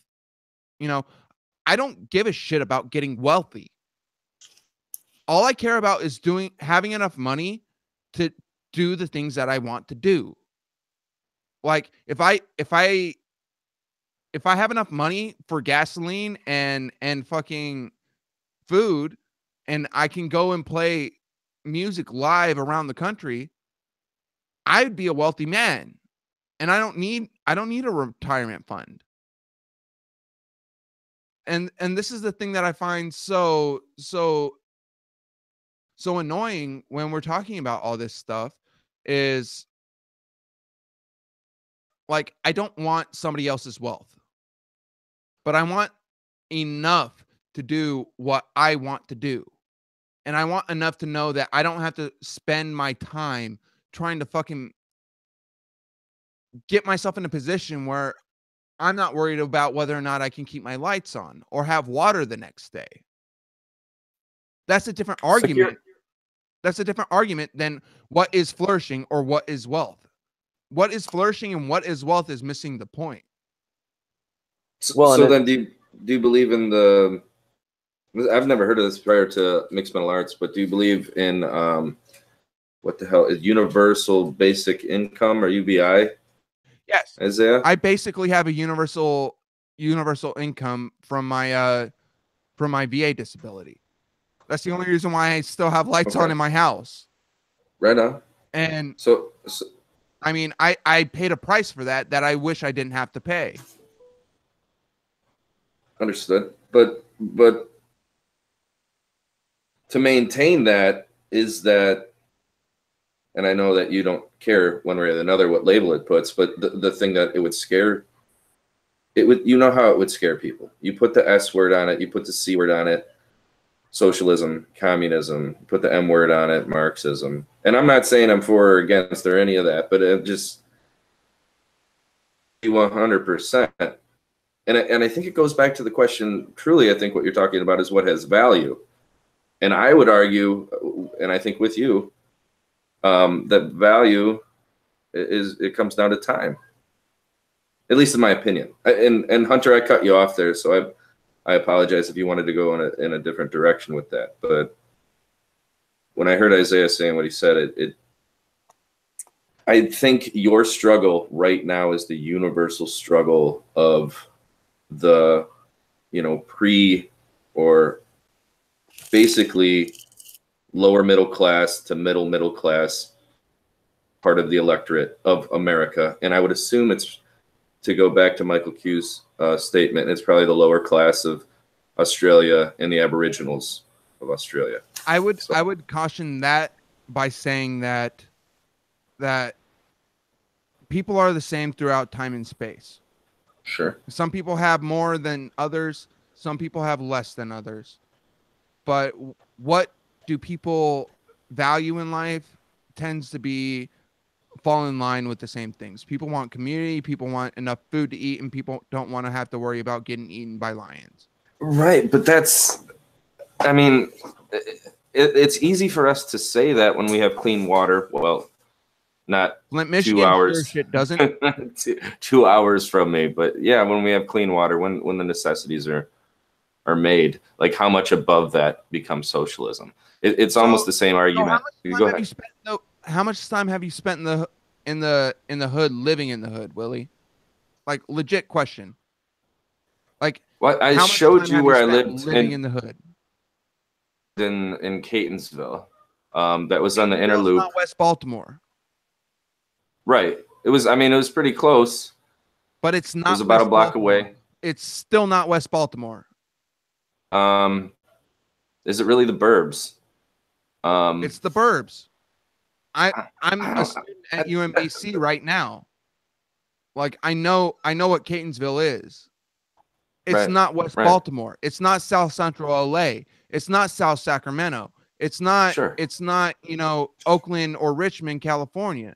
It's not Waiwa, Hawaii. And it's certainly not the favelas. It's certainly not the favelas. But there are very happy people in those places, regardless of how much wealth they have. So what is wealth in this situation? Is it your definition of wealth, or is it their definition of wealth? Wealth is cultural. Sure. They want clean water. I want to give them clean water. But the great thing about human beings is you can just talk to them. Like, we could literally all just have fucking conversations and just be like, hey, motherfucker, what do you want? Is there anything I can do to make your life better? Way to bring it back to last week's convo of the language thing. Esperanto, man. If we could all speak the same language, maybe there wouldn't be no problems. No, but it's also it's also just the willingness to have uncomfortable conversations. So it's like, you have this uncomfortable experience of there's this homeless Aboriginal in Australia, and you're like, oh, fuck, this is so uncomfortable for me because, like, I have some sort of historical guilt because we stole this land from them, and also they seem really poor and desperate.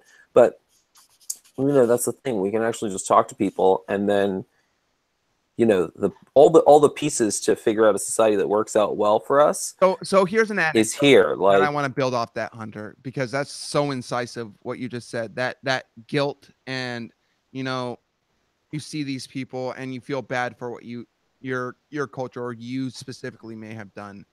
And like, so again, I'm going to talk about my experience in going around Baltimore, right?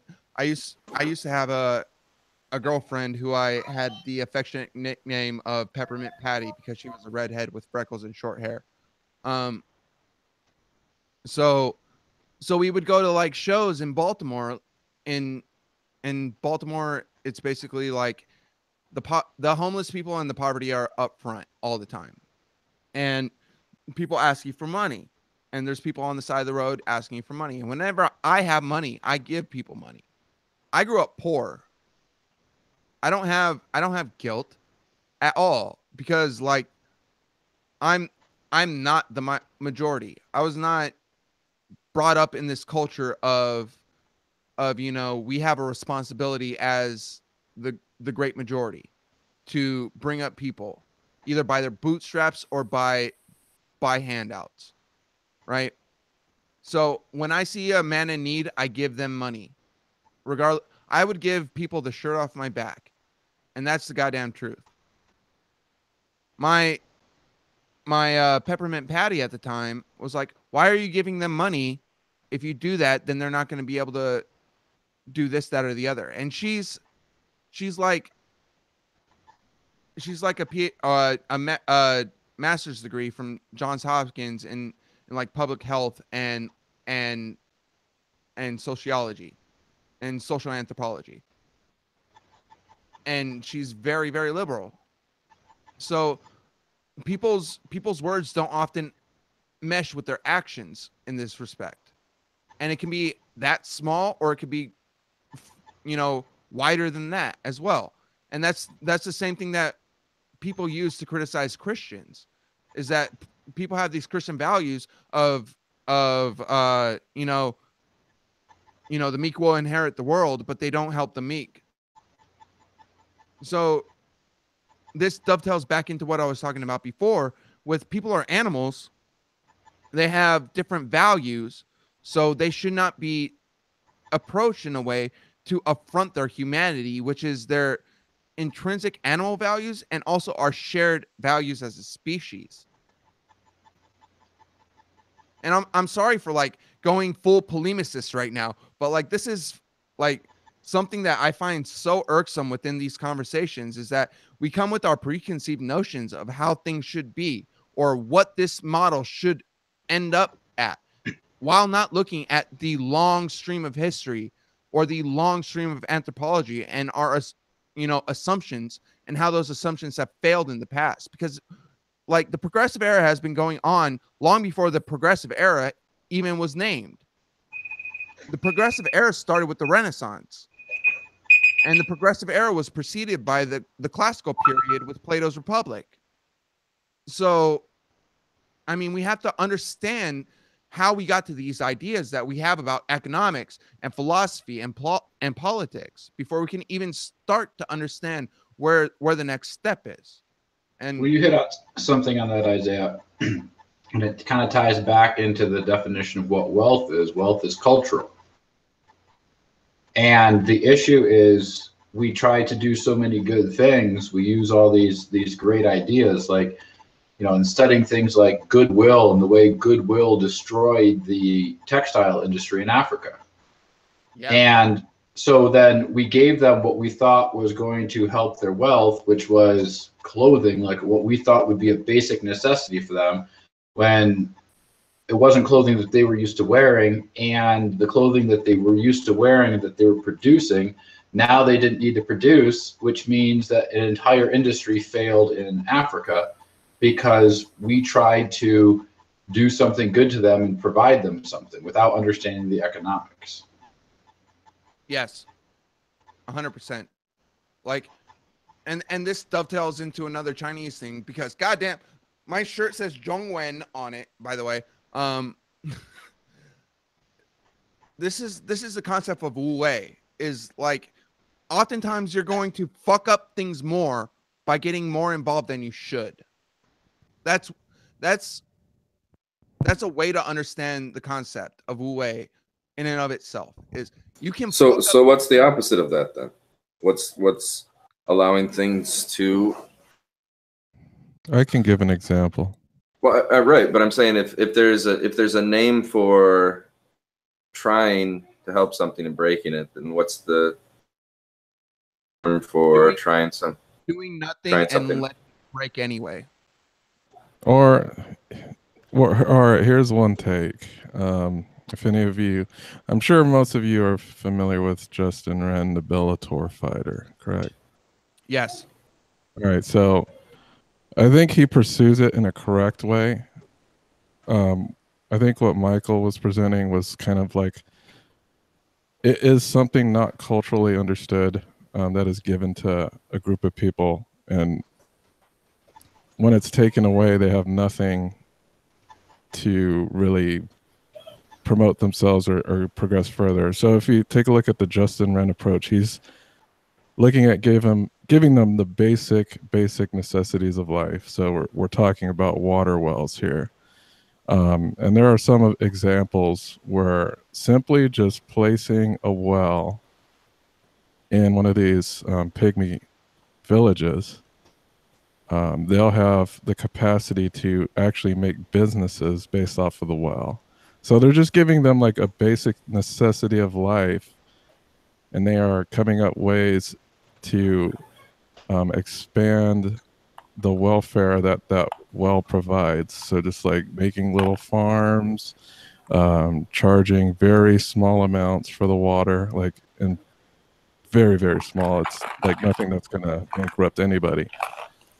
But just giving them, and he's also been teaching the locals how to do this themselves. So, you know, they'll be able to make these wells with their own volition, which is, you know, just a basic necessity of life that improves their lives tenfold. Like, we don't need to drop like an entire industry on them, you know, like you could argue that it's a water industry though. Yeah, you could argue that's a water industry though, couldn't you, Dustin? Yeah, but they're not creating the industry. They're just creating the tool. They built the infrastructure. And the resource. They're just giving them the resource, and they're allowing them to create the industry themselves. They built the infrastructure so that the people could use it. On the flip side, you had the consequence where numerous stories where installing a well actually reduced, or was it, the well infrastructure was destroyed because the women were worried, because with a change, without understanding the culture, we tend to just give them something and say, oh, look, you're just going to accept this because it's better. Instead, we don't understand that actually the women enjoyed the walk of 2 miles to the water source and back because it got them away from the town. They could talk, they could converse, it was their socialization, everything else.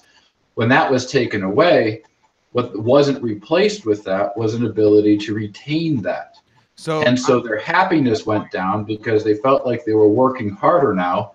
And so the women rebelled and destroyed the well in the town so they could continue their 2 mile walk, which seems counterintuitive to us in America, where we pour water from a tap, but without understanding the more dynamic cultural influences, it may or may not work if we don't take the secondary and tertiary order effects into account.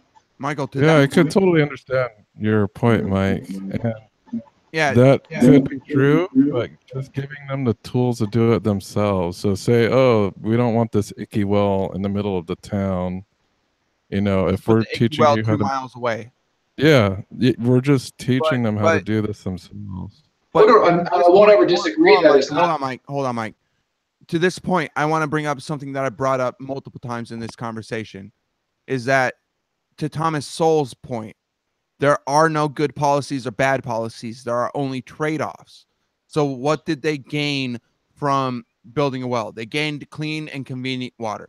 What did they lose? They lost the environment where they could have the social cohesion that they had gained from traveling 2 miles to get water. So like you can't look at it as, you know, what's good or what's bad. It's a trade-off. And that's exactly to your point. And that's the same thing with Tom's shoes. Like every shoe that an American buys goes to somebody in another place, but that shoe destroys the local shoe manufacturers or the shoe craftsmen in Honduras or wherever the fuck. Well, it's part of creative destruction. I mean, the Luddites attacked the weaving because it would have destroyed the cottage industries of weaving, which, you know, you think about how much infrastructure. I mean, any of these revolutions, these technology revolutions, you know, even agriculture destroyed the hunter-gatherer situation. But with each gain, you started getting, and this is an interesting aspect of wealth. When we talk about the hunter-gatherers, when it was hunter-gathering, you didn't have any portable wealth. They were as wealthy as they were successful. You add agriculture, suddenly, because you have a durable good that can actually store through a period of time, you now start to have this concept of wealth, where land, more land, because it can produce, now creates this concept of wealth. And then that keeps morphing. And so now we come back, we say, look at us with all of this wealth, we must go back and give everyone wealth. Whereas a hunter-gatherer might be say, screw you guys, I'm totally happy. I don't have to compete. I've got my tribe.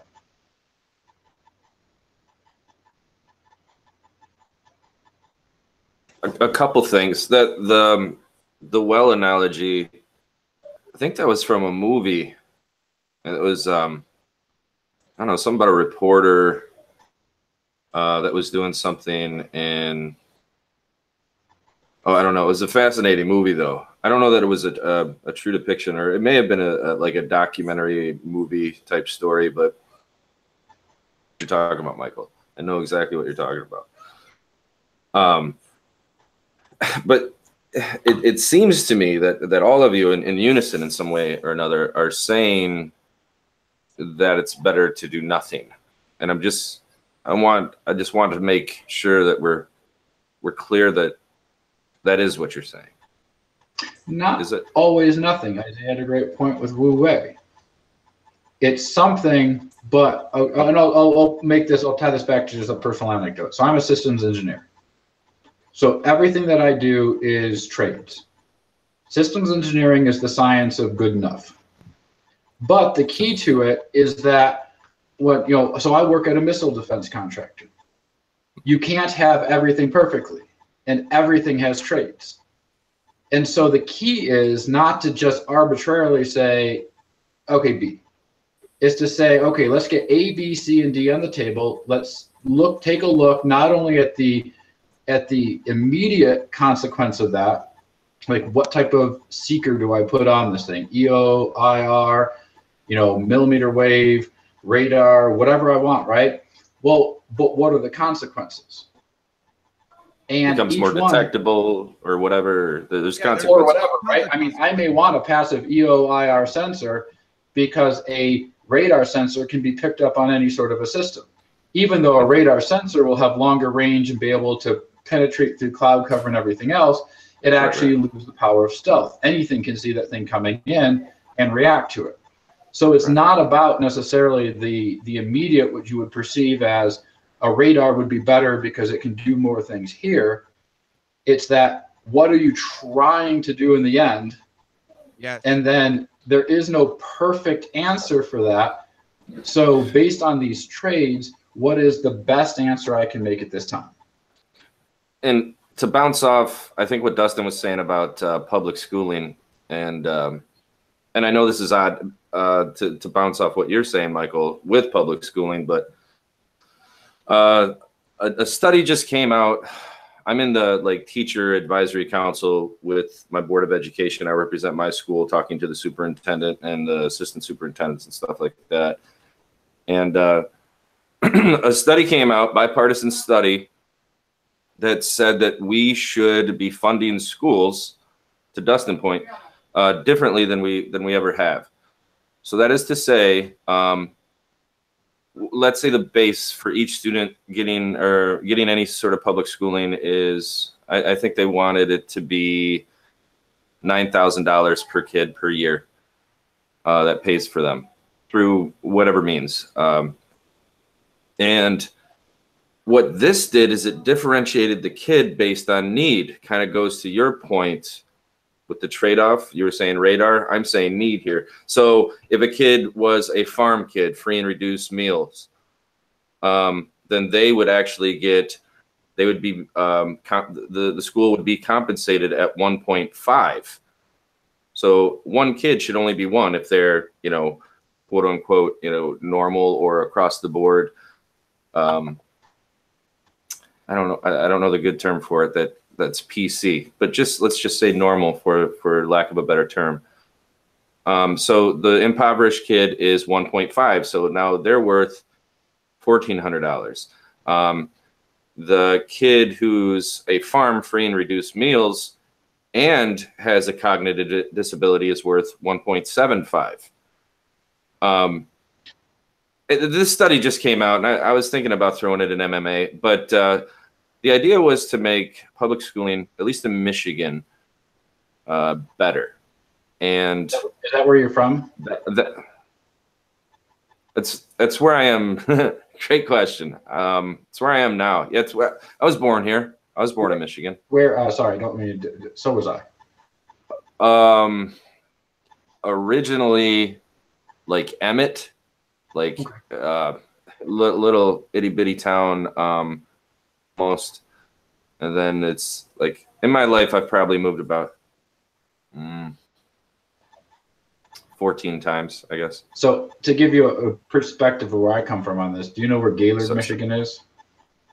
Absolutely, yeah. So just east of there, a little town called Atlanta, Michigan. Yeah. Graduating class of 33. Right. So I grew up in, I think what we're talking about, and you were talking about a politically correct term. I would say the politically correct term you're looking for is the socioeconomic average versus normal. Yeah, that's better. I still don't like that one even. They you know, they had their whatever term, but yeah, right. that's good. Let's go with that. So right on. To your point, growing up, like we grew up in a stick-built home was considered bourgeois because everyone was in, trailers. Modulars were actually high class, or the manufactured homes. Right. So it's an interesting. I think I saw that study, and it's an interesting concept. So Arizona takes a kind of a similar approach, but they're actually talking about now, like if you decide to homeschool your kid, instead of you would get funding for that. And it might not be a 1x funding source, like you said, like $9,000 or something. You might get $5,000, but it would come back as a tax credit that you would be able to use. Right. And then currently Arizona has those plus ups. It's not in one funding source though, it's actually in multiple. So if you meet both a cognitive and a monetary limit, you can get free preschool and free kindergarten. And in Michigan, actually, the Head Start program, are you familiar with that one? Yep. So Head Start's one of those plus ups because socioeconomic, you get Head Start, which is like an advanced Kickstarter to get your kid up to speed in school. Yep, I was a Head Start kid, and my mom's runs a Head Start center. I probably would have been a Head Start kid, but my mom homeschooled me, so we didn't get anything. That makes so much sense now. Oh my God. I was homeschooled until the 3rd grade. It makes no sense to your stereotype, Isaiah. Oh, it certainly does. It certainly does. Like, there's... What would make sense, Isaiah, is if you realize my growing up town of Atlanta, Michigan, where that would help. It was my survival was getting the hell out of Dodge. There's Atlanta, Michigan. Gaylord's cool. United States. Gaylord's great. It's a Class B school. It was the closest Walmart. Man, you want to talk about wealth? Let's talk about wealth quick. I want to jump back on this one. Do you know how wealthy Walmart made us? My standard of living went up incredibly. Do you guys know what darning socks is? Yes, I've darned socks.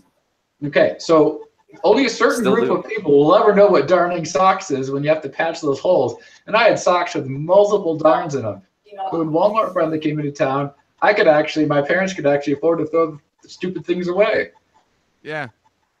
And like, that's so incisive because I literally, when I was in the military, I'd go through like hordes of like throwing away socks and keep the socks. I shit you not. Like I have about 60 pairs of olive green socks because I grew up in a situation in which, you know, socks were at a premium. I would get socks maybe once a year. I empathize because I still have my olive green socks from the army, and they all have 2 fucking holes in them.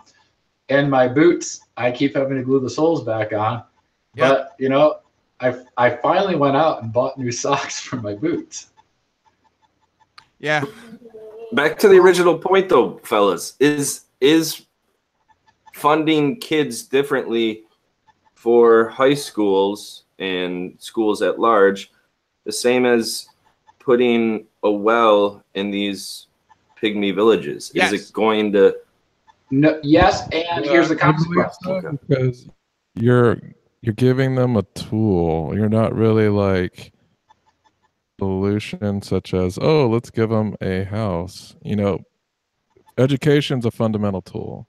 You know, a water well is a fundamental source of life.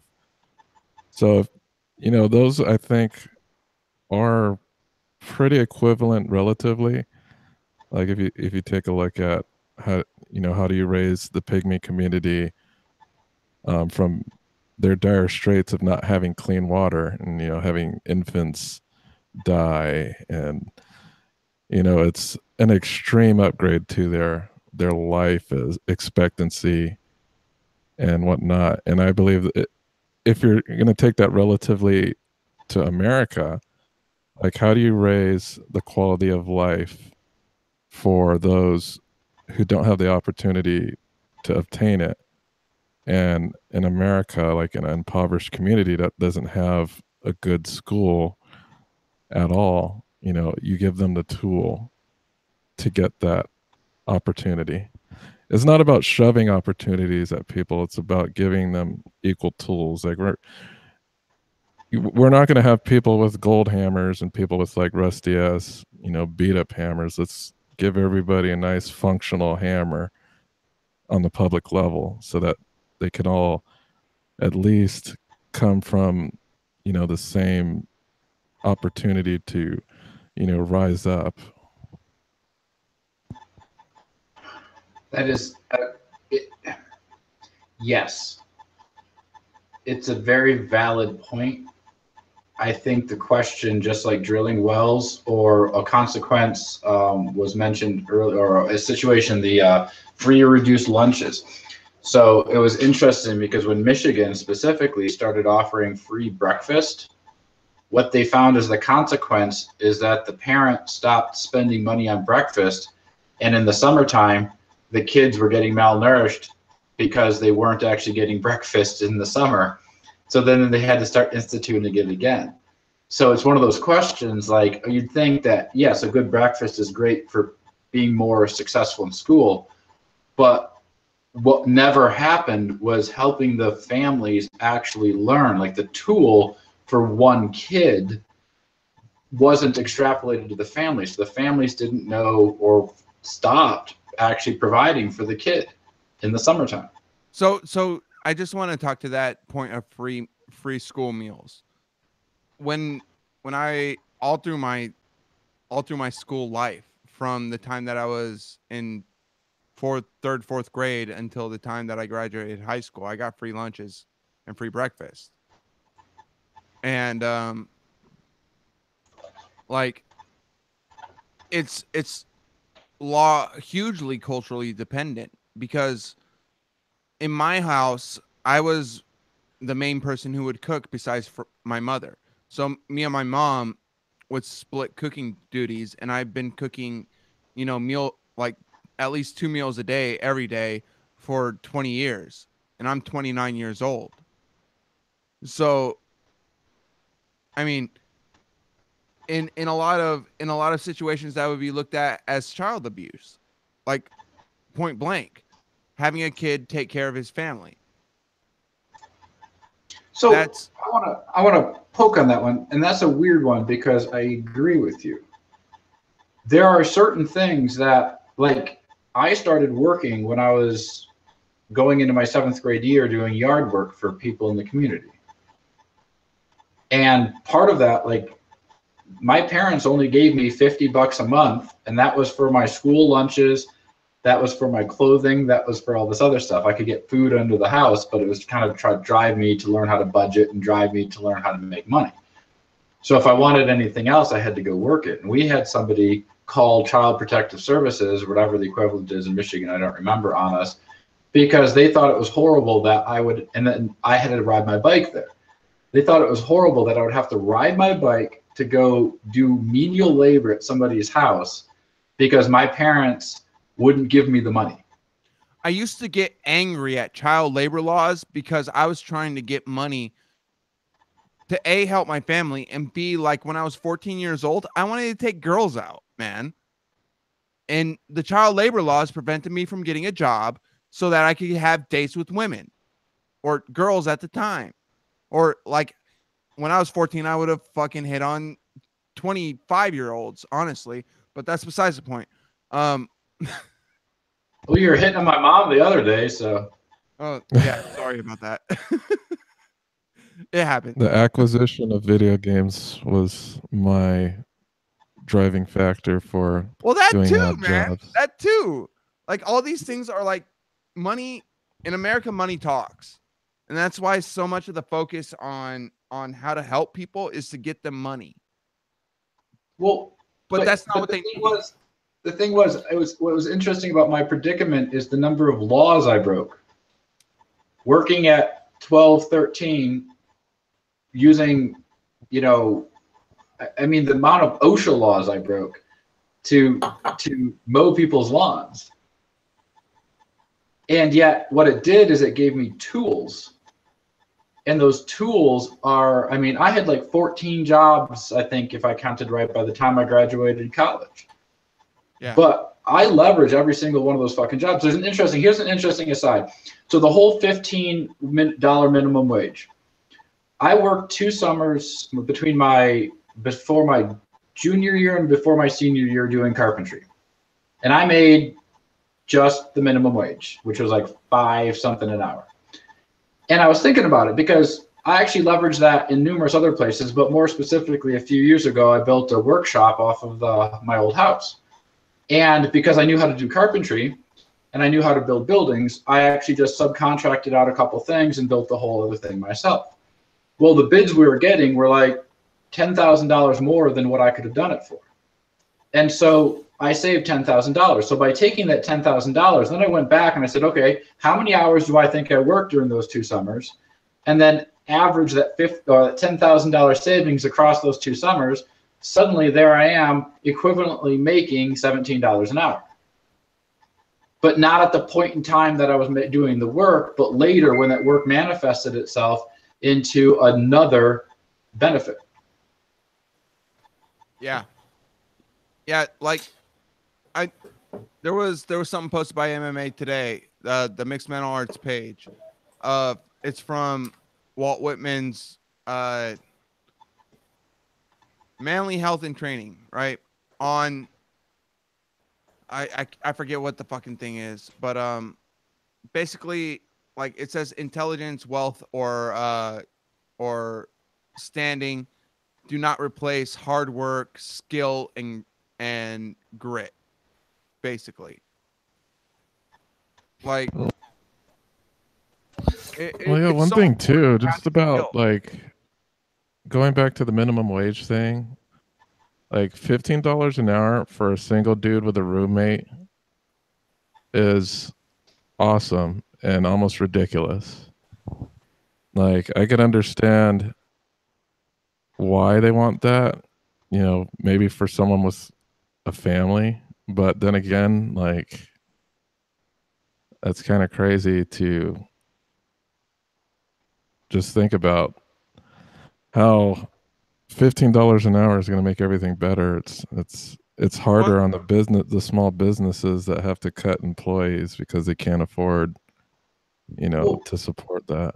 And this is another interesting aside on the $15. Like, let's just say it's a family, right? Let's just say it's a single mother working a minimum wage job. Well, the first thing, there's a couple different stories out there. There's a one guy that basically said, hey, start off at the bottom, work my way up. And the hardest thing he had was keeping people from paying him more because he worked hard. The other one was this guy who decided he was too rich to afford to send his kids to college. So he took a voluntary layoff, took a payout, went unemployed for a couple of years, and then started trying to figure out the system. He said he was getting like $700 a month in the, what would you call it, food stamps or the equivalent, right? SNAP. He's like, I couldn't actually spend it all. I would actually go to the grocery store and buy piles of meat and throw barbecues at my house because I couldn't spend the $700 for the amount of food we're eating. And he said he was actually making, comparatively, he was making about $55,000 a year by leveraging the different resources that were available. So it's kind of weird. Like, I don't know if that's kind of an intelligent thing to know how to do it versus some of these people, or a time thing because he was able to do it. Yeah, 700 a month for food is ridiculous. Conversely to that point, I want to point out that the whole way that these programs are done is not conducive to local programs on the ground. Like, look, to speak within the military situation, like look at the BAH situation. Everything's set against the consumer price index, right? And the consumer price index has this ideal of what commodities a family of this size needs, which does not necessarily translate into what this family actually uses. Well, it also doesn't translate into if the family has the capability to leverage the resources appropriately either. What country, what state was this person in that went homeless as a single individual, dollars a month in food stamp? He took a voluntary layoff. So those were two different stories. They were both in America. Okay. The voluntary layoff was to get his kids for college, get the federal funding so his kids could go to college on need-based scholarships. Yeah, and on that, that would take on that point, working poor, the working poor can't afford anything. So if you work hard and you get a decent amount of living, you're not going to get as many benefits as people who are on the rung above you or the rung below you. There is a level of income in this country where you're disincentivized to go up or you're essentially incentivized to go up or go down, but it's impossible to go up or go down because you risk basically losing your dignity or losing your life, essentially. Like, you have to work so hard to break into the next rung. Sorry, I've been on food stamps like several times in the course of my life. Like when my mom was coming up, divorced parents, so like the majority of my formative years, and then like I ended up out of the house around 21-ish, and that was during the college years, and I was just a pizza delivery guy at that time. I don't know. I made so little bit. Most of it was in tips, and I think like on paper it said I only made like $10,000 a year or something, but I still think I only made food stamps like $250. It was hard as fuck. It was absolutely insanely hard. So I can say from a first-person perspective on some of the contents of what we're saying, it's so easy to judge going through these things. And then we sit back in our comfort and think, would giving homeless hurt them? Or giving homes to the homeless hurt them? And I don't know. I guess, I think that we've all, it sounds like... No, it wouldn't hurt them. It would help everything if we could give people homes. Well, but then at what point does it stop though, Isaiah? Because I like what you say and I agree with what you say when you say that sometimes helping is hurtful. But I don't know that, at least I am getting clarity at what point is helping helpful. It's not one one answer. Tucson tried to do giving homes to the homeless, and the program just flatlined in a heartbeat because they only gave homes to the homeless. Just like with giving wells to the villager, they didn't actually look at the entire context of it to understand that they needed to also help them do cultural shifts. So by giving homes to the homeless, they didn't pay attention. So what's more successful in Tucson for our homeless situation is not homes, but as I think Dustin was saying, it's the tools. So instead of focusing on the homes, they started giving them haircuts. They started helping them retain their dignity. They started getting them food. And then when they had haircuts and food and then clean clothing, then they sat there and looked at themselves and said, why the fuck am I still on the street? And they said, I don't want to be on the street anymore. And so then they asked to use the job placement. With the job placement then came with a job, then they were able to get into the, God, what is it called? The subsidized housing, right? Oh, okay. And with the subsidized housing, now that they now had their own respectability, they had their dignity back, they understood, and they were actually enjoying work, then they didn't want to lose that house this time. So it comes down to pride, almost, at least in that example. Well, it's That is- Ikigai, man. Humans. It's all about the Ikigai. Ikigai is bullshit. There is meaning to life, I would say. No. So Ikigai is something that I think is a unicorn or a white elephant that you're going to chase after. And I was sharing this with Hunter a few. You could argue that, sure. Well, so Isaiah and I've mentioned this to Hunter before. Ikigai is the simplistic term is what those 5 concentric circles with Ikigai in the middle. And I look at that, I'm like, I have one thing that's Ikigai.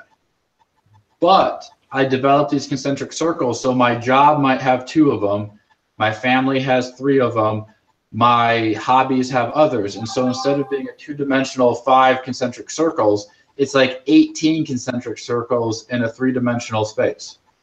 So if I lost my job, I don't lose Ikigai, because Ikigai is not my job.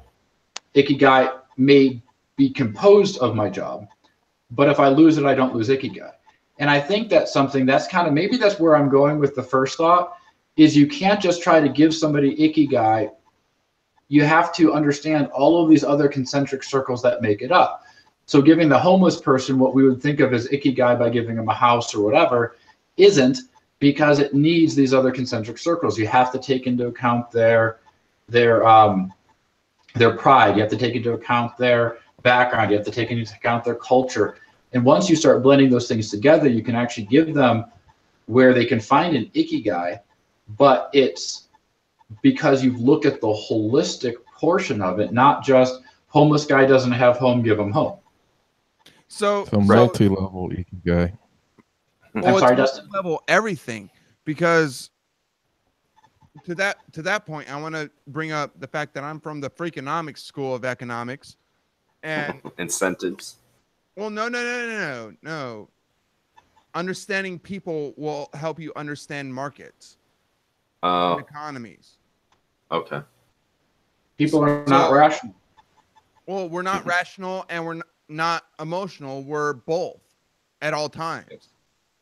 There's no thinking and feeling are always linked. There are people, they think, they feel.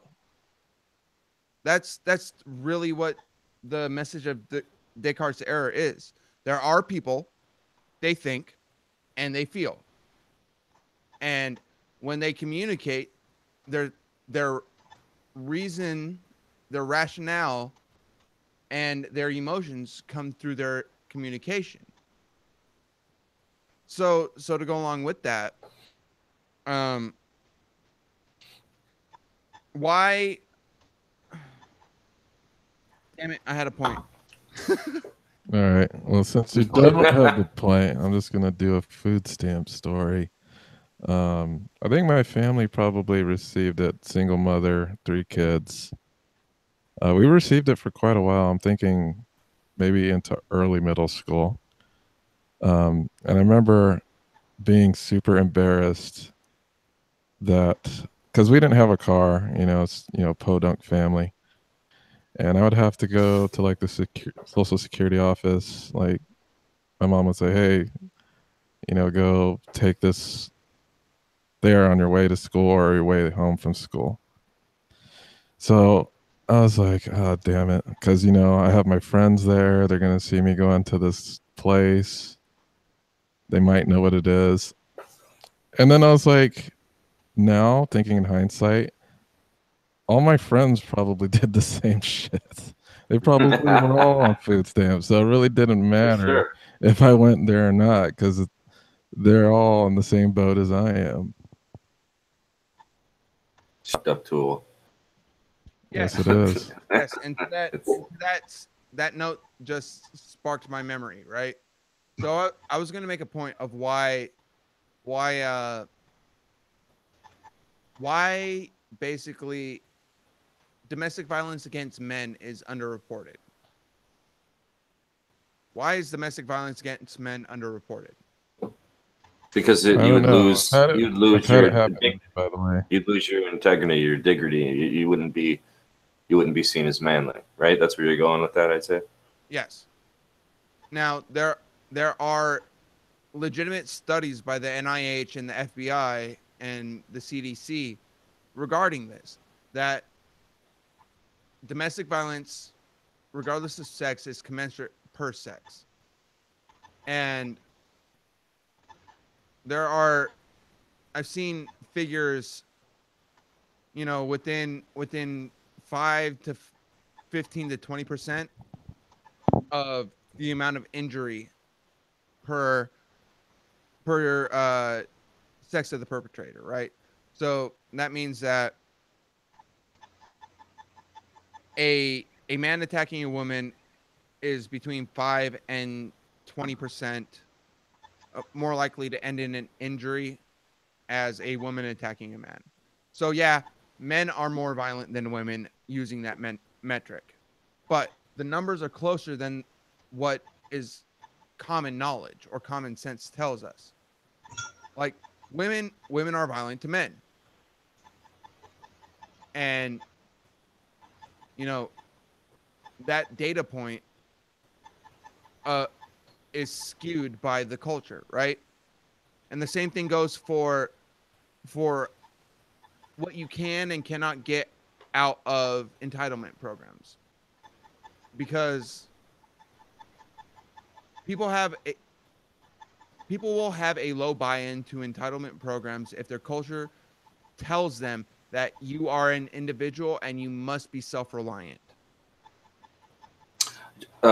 Johnson's the only one that I really feel even did entitlements well. I think that Johnson is the number one issue with why entitlements suck in America. But he coupled them with education when he was at the helm. Well, you went through like parenting courses, and you it was a good thing. Black people, you have to be white people now. So here's an interesting. I think I've just hit on something that's kind of going to be kind of important for this community, because where I live now, just down the street from us. I was driving home, and this person was walking with basically some like a little trailer, something like I don't know, some stupid little wire wheeled basket. And so I pull up in my truck. I'm like, she's got a couple kids with her. I said, hey, do you need a ride? She's like, yeah, we're going all the way in 10 miles into town, and to go, pick up some food. And I said, you're going to go to the grocery store? She's like, no, you need to go to the food bank. I'm like, well, it's Saturday. I think the food bank closes at noon. We're out of time. And she's like, oh no. And I said, tell you what, I'll just take you to the grocery store.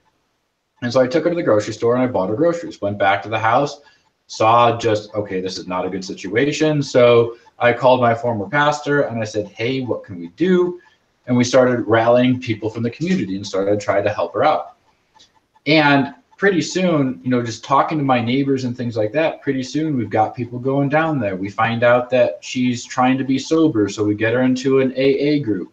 that people from in the neighborhood are in. And then we, based on that, a couple years later, she's not the same person she was before. She's sober. She's got a job. She's clean. Her kids are in school. They're adapting well and they're adjusting. But that had nothing. There was literally zero to do with any government handout. And it was like everything to do with the local community in that sense. But here's where I'm going to push back on you there, Michael, is that what you essentially did was form a local government. Oh, absolutely, absolutely. However, because it's local, this is where I'll pull a little bit of my theological study. One of the beauties of Torah was that it forced you, take care of everyone loves to quote this stuff, like take care of the resident alien, take care of the poor. You were not supposed to glean your fields, let the poor do that. You were supposed to not harvest the corners. You were supposed to leave that for the poor. You were supposed to give money and feed the orphans and the widows. But it was all within this sense of community. And you're right, it involves that community, and that community begins to have some form of a structure. The problem is scaling. Yes, you cannot and you cannot scale a local agile community government, which is what you were talking about, to a national. Here's a question. United Here's a States. question. 380 million. Can you scale altruism? No, because it's the Dunbar number. So Can you altruistic scale? groups outcompete selfish groups, but altruism cannot be scaled nor mandated, and requires. But here's where I'm going to push back on the that. Dunbar number. Here's where I'm going to push back. I don't know that I agree with that. Here's where I'm going to put. Yeah, I don't agree with that either. Because why did you join the army? But is that an altruistic group even? Yeah. No. Yes. No. No, Isaiah. The army. Gotcha. Come on, dude. You and I were talking about this yesterday about how badly we got fucked over by the military, right? You and the Air Force, me and the Army. The military itself is not an altruistic group. But your unit is. But why do people join the military? Your Why do unit. people volunteer to join the military? A lot of that's actually family or close friends and influence within your So Dunbar what you're number. saying is that it's culture. So their culture incentivizes them to join the military. Why is that? Because they're the lower socioeconomic Nope. status. No. Nope. My grandfather was a master's of arts in history and English. My mother worked for the public school system. My sister currently works for the public school system in California and is in a master's program with the en route to a PhD. So hold on, Isaiah. I'm going to build off of that quick. We were patriotic. And what is patriotism? Patriotism and altruism. Patriotism is altruism to a specific group. It is, and however, it's individual. So the problem is, yes, I would say it's individual, but Can you- overarching, it is a community effort. right? However, can you force patriotism? You can instill patriotism, but that's not forcing. And this is where Wu Wei comes into focus again. How do you get people to buy into what you're selling them? You have to But you sell it can't- real good. You can't force altruism. Altruism is individual and specifically Dunbar number contingent. This is one of the issues where anarchy, I mean, I love the concept. I mean, I think it's hilarious. Mixed metal arts is an anarchy because none of us have any authority. There's no compensation. There's nothing. We all work together and we volunteer and we have these conversations based on our own desire to participate. None of this is mandatory. Now, True, but we don't. There is authority. There's no, authority. There's social authority, and that social authority must be checked in a manner of the nature of the group, right? so Willie, And this is a conversation that I really do not want to get into right now. As For sure. For sure. Will, For sure. mixed Let mental me ask you arts this quick question. community. Yeah. So Willie, are you here because of the social authority, or are you here because you wanted to be here? Are we talking about incentives? Are we talking? I mean, if you're looking for me to to tell you as an authority for you to get your point across, I don't want to say yes. But valid. I'll leave it alone. But I mean, if it helps you make your point, fine. Then anarchy doesn't scale well. Anarchy is successful. My wife and I have an anarchistic relationship. Okay. I'm a benevolent dictator. My children, though. Within, when Isaiah and I work together on things, it's more of a democracy because we have some sort of, when we were working on the belt system, it was a bit more of a vote. You could say, yes, this is good. No, this is bad. So there's these different layers. And that's where the problem with socialism comes in, is socialism also works exceptionally well within the Dunbar number. It doesn't scale well because you cannot force it. That altruism cannot be forced. And so when one of the issues with trying to mandate a social program or any of these other things is we've gone from front porch neighbors to backyard strangers because no one wants to integrate with the community to actually share what their problems are. If I knew what the hell half my neighbors' problems were, I could work with them in some form of a way or find someone to help them. Instead, I don't know them because no one wants to share because there's these big programs that are supposed to catch them. Sure. Now, if there were no big programs, I'd be sure as hell more interested in working with my neighbors because a neighbor down on the luck is something I need to help for my own selfishness to make sure that, one, my property values remain high, and two, crime doesn't come into the area, right? That's one of the theses of Thaddeus Russell's whole program is that, well, Thaddeus Russell, who is not muting me? Thaddeus Russell, Francis Fukuyama, and goddamn, there's so many scholars who essentially say that the nation state has replaced the family structures that had been the safety net before the nation state had come into its current structure, right? Because think about it in the terms of the American experience. You have people landing on the eastern seaboard and big cities popping up in Philadelphia and New York, right? Those are the main ones, and Baltimore as well, and Boston is another one, Charleston, South Carolina, all along the eastern seaboard. So you have these situations popping up with the culture that they imported from Europe. And there's a strong European cultural bent to the East Coast. That doesn't necessarily work for the people who had left Europe in the first place. So they began moving west. That caused problems. A lot of people died. And then you get to the Wild West, which is where Michael lives in Arizona, where these communities are by nature small, but they're getting bigger. And that's causing a lot of tumult in the area. Does that make sense in the context of this conversation? Like, I'm really trying to tease out this idea that, people run to and run from the nation state as a protector. The nanny state. Yeah, the nanny state. No. I'm not going to use the term nanny state. That's a fucking bullshit politicized. Right on. We just actually had this kerfuffle in our neighborhood association. I live in a kind of a rural area, dirt roads. They're actually private dirt roads, so there is no government. A cop. Like, the nice thing is, if I come home with a 6-pack of beer, I can actually open one when I turn on my dirt road and drive 2 miles down my house while drinking beer, and there's nothing that they can do about it because it's actually a private easement. It's not actually a public road. So one of the issues, though, is there's a person who's driving too fast, and it's, some people are upset. And I said, well, why don't you go and talk to him? Because the threat was, we're just going to call the cops on you. I said, why don't you just go and talk to him? Get a relationship. This was something I learned in the military.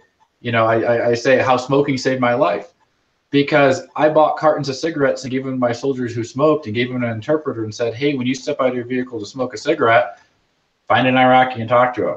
Give them a cigarette, give them a pack of cigarettes, whatever it takes to talk to them.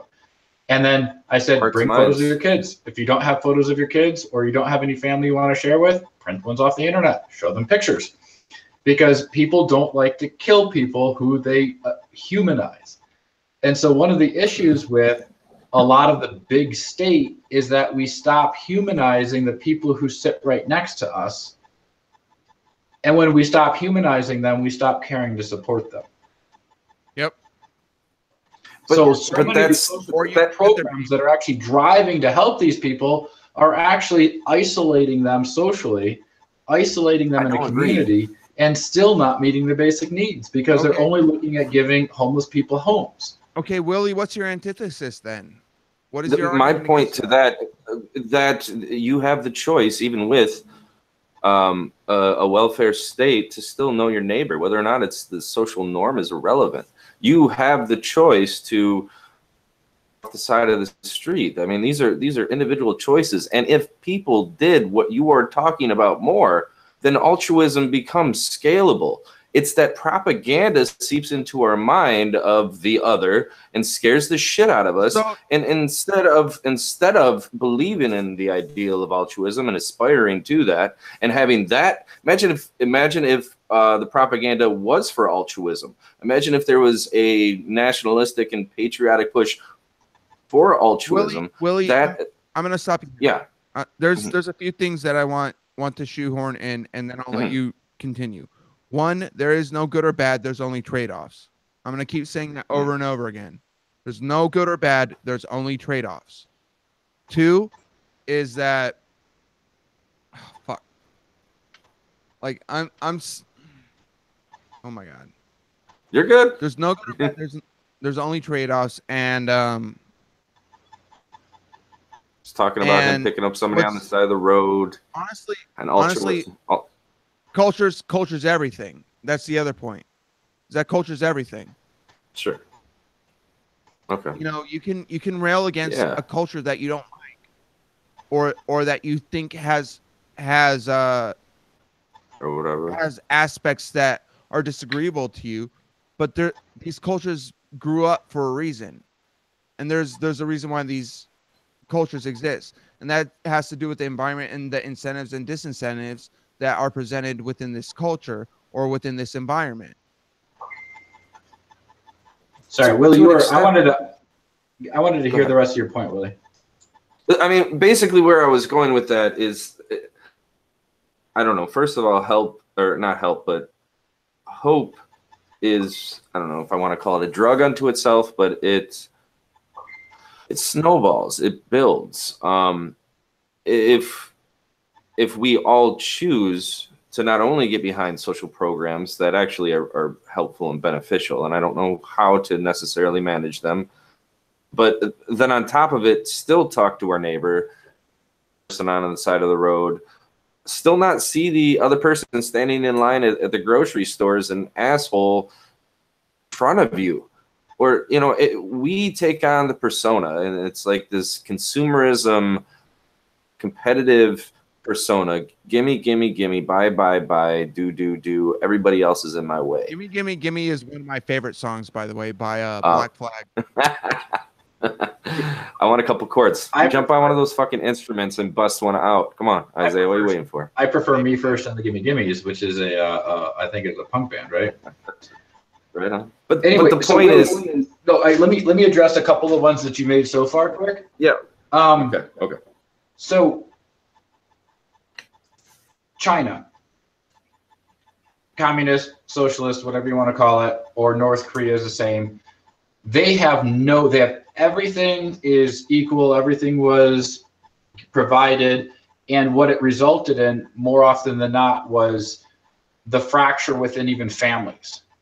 Because it became this purity thing to try to maintain this where you are more likely to, I mean, in China, I remember this person, it was like, they're like, yep, I absolutely agree with you, but I have to turn you in because I'm afraid that if I don't, someone's going to turn me in for not turning you in. And Venezuela was the same way. And almost every one of these type of nationalistic or socialistic movements that have taken off in the past have actually done worse to fracture the community than even what we would consider the most anarchist type world. And anarchy is actually one of the more interesting things, because to be a successful anarchy, you actually have to be an insanely tight community. Dunbar number. But the moment that, but the number that you guys make a decision for the group, you become a government. There is no true form of anarchy. The moment that you decide to do, because this group has decided to do X, that is legislation. It's just legislation for people who are affected. I mean, that's what the representative government used to be, or what it aspired to be. That's what it was about. Anarchy. So I'm going to go back. Anarchy can never exist in a number outside the Dunbar. It just can't. Because I'm gonna push back on that too, because anarchy can and does exist in places that we call countries that are outside of the Dunbar, in excess of the Dunbar, and they work well enough for the people who live there in certain respects. This is the problem that I have when Hunter talks about Somalia, because he doesn't know about Somalia. Like, there are many, many different places in Somalia, this country that we call, that are functioning. Like, there's the whole part that used to be the British part of Somaliland, that is basic, or Puntland, I think it's called, which is on the coast of the Red Sea, which has one of the biggest ports on the Red Sea. And because it has one of the biggest ports, it has an economic factor that can allow that area to function in the state that it has, without the fact that it has a overarching nation state to run the show. But an overarching nation state, and this I'll defend Willie on this one, an overarching nation state isn't the prerequisite for a anarchy or not. To Willie's point, in certain areas you scale it. So in many ways, the ancient Hebrews were a theocracy, but were governed by the Torah. The Torah required each person to make the individual choice to obey it or not. Now the consequences were that it was considered a sin to not. But couldn't we devise a socialistic anarchy with a little sprinkling and a hint? I'm joking. But I mean, to a certain extent, I mean, it seems as though that we all believe in certain principles of either philanthropy, altruism, or any of these things. And we've actually survived from them, benefited from them.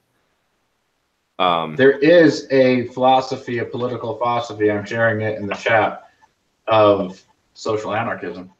Oh, no shit. You gotta be kidding me. Well, and here's a whole other thing, and I'm gonna recommend a book for everybody who listens to this now or eventually listens to it, and you two motherfuckers here. It's it's called The Red Flag: A History of Communism. I had it on audiobook, and it's about 40 hours long. So hold on to your butts. Right. Couple that book with another book by Bertrand Russell, which is also about 40 hours long, called A History of Western Philosophy. And you start to get a picture of how we got to the economic and political structures that we have in America, and they also have in Europe, and have spread around the world with the colonialism and imperialism that came about in the 19th and 20th century. Like, those two books give a pretty good picture, and then like add in Francis Fukuyama's work and Why Nations Fail as well, and like you get a cohesive idea of how we got from point A to point B. Because prior to the Industrial Revolution, everything was basically localized and anarchistic. And this is something that people don't understand about history prior to the printing press, is that nobody could read and nobody could write. And history is the records of people who could read and write. Who could read and write? Nobles, kings, clergy. Sure. So all the history that we have Sure. are of nobles, kings, and clergy, and they're those who they patronized. We don't know what it was like to be a peasant in Sweden in 1200. We just don't know Sure. because there's no records Sure. of it.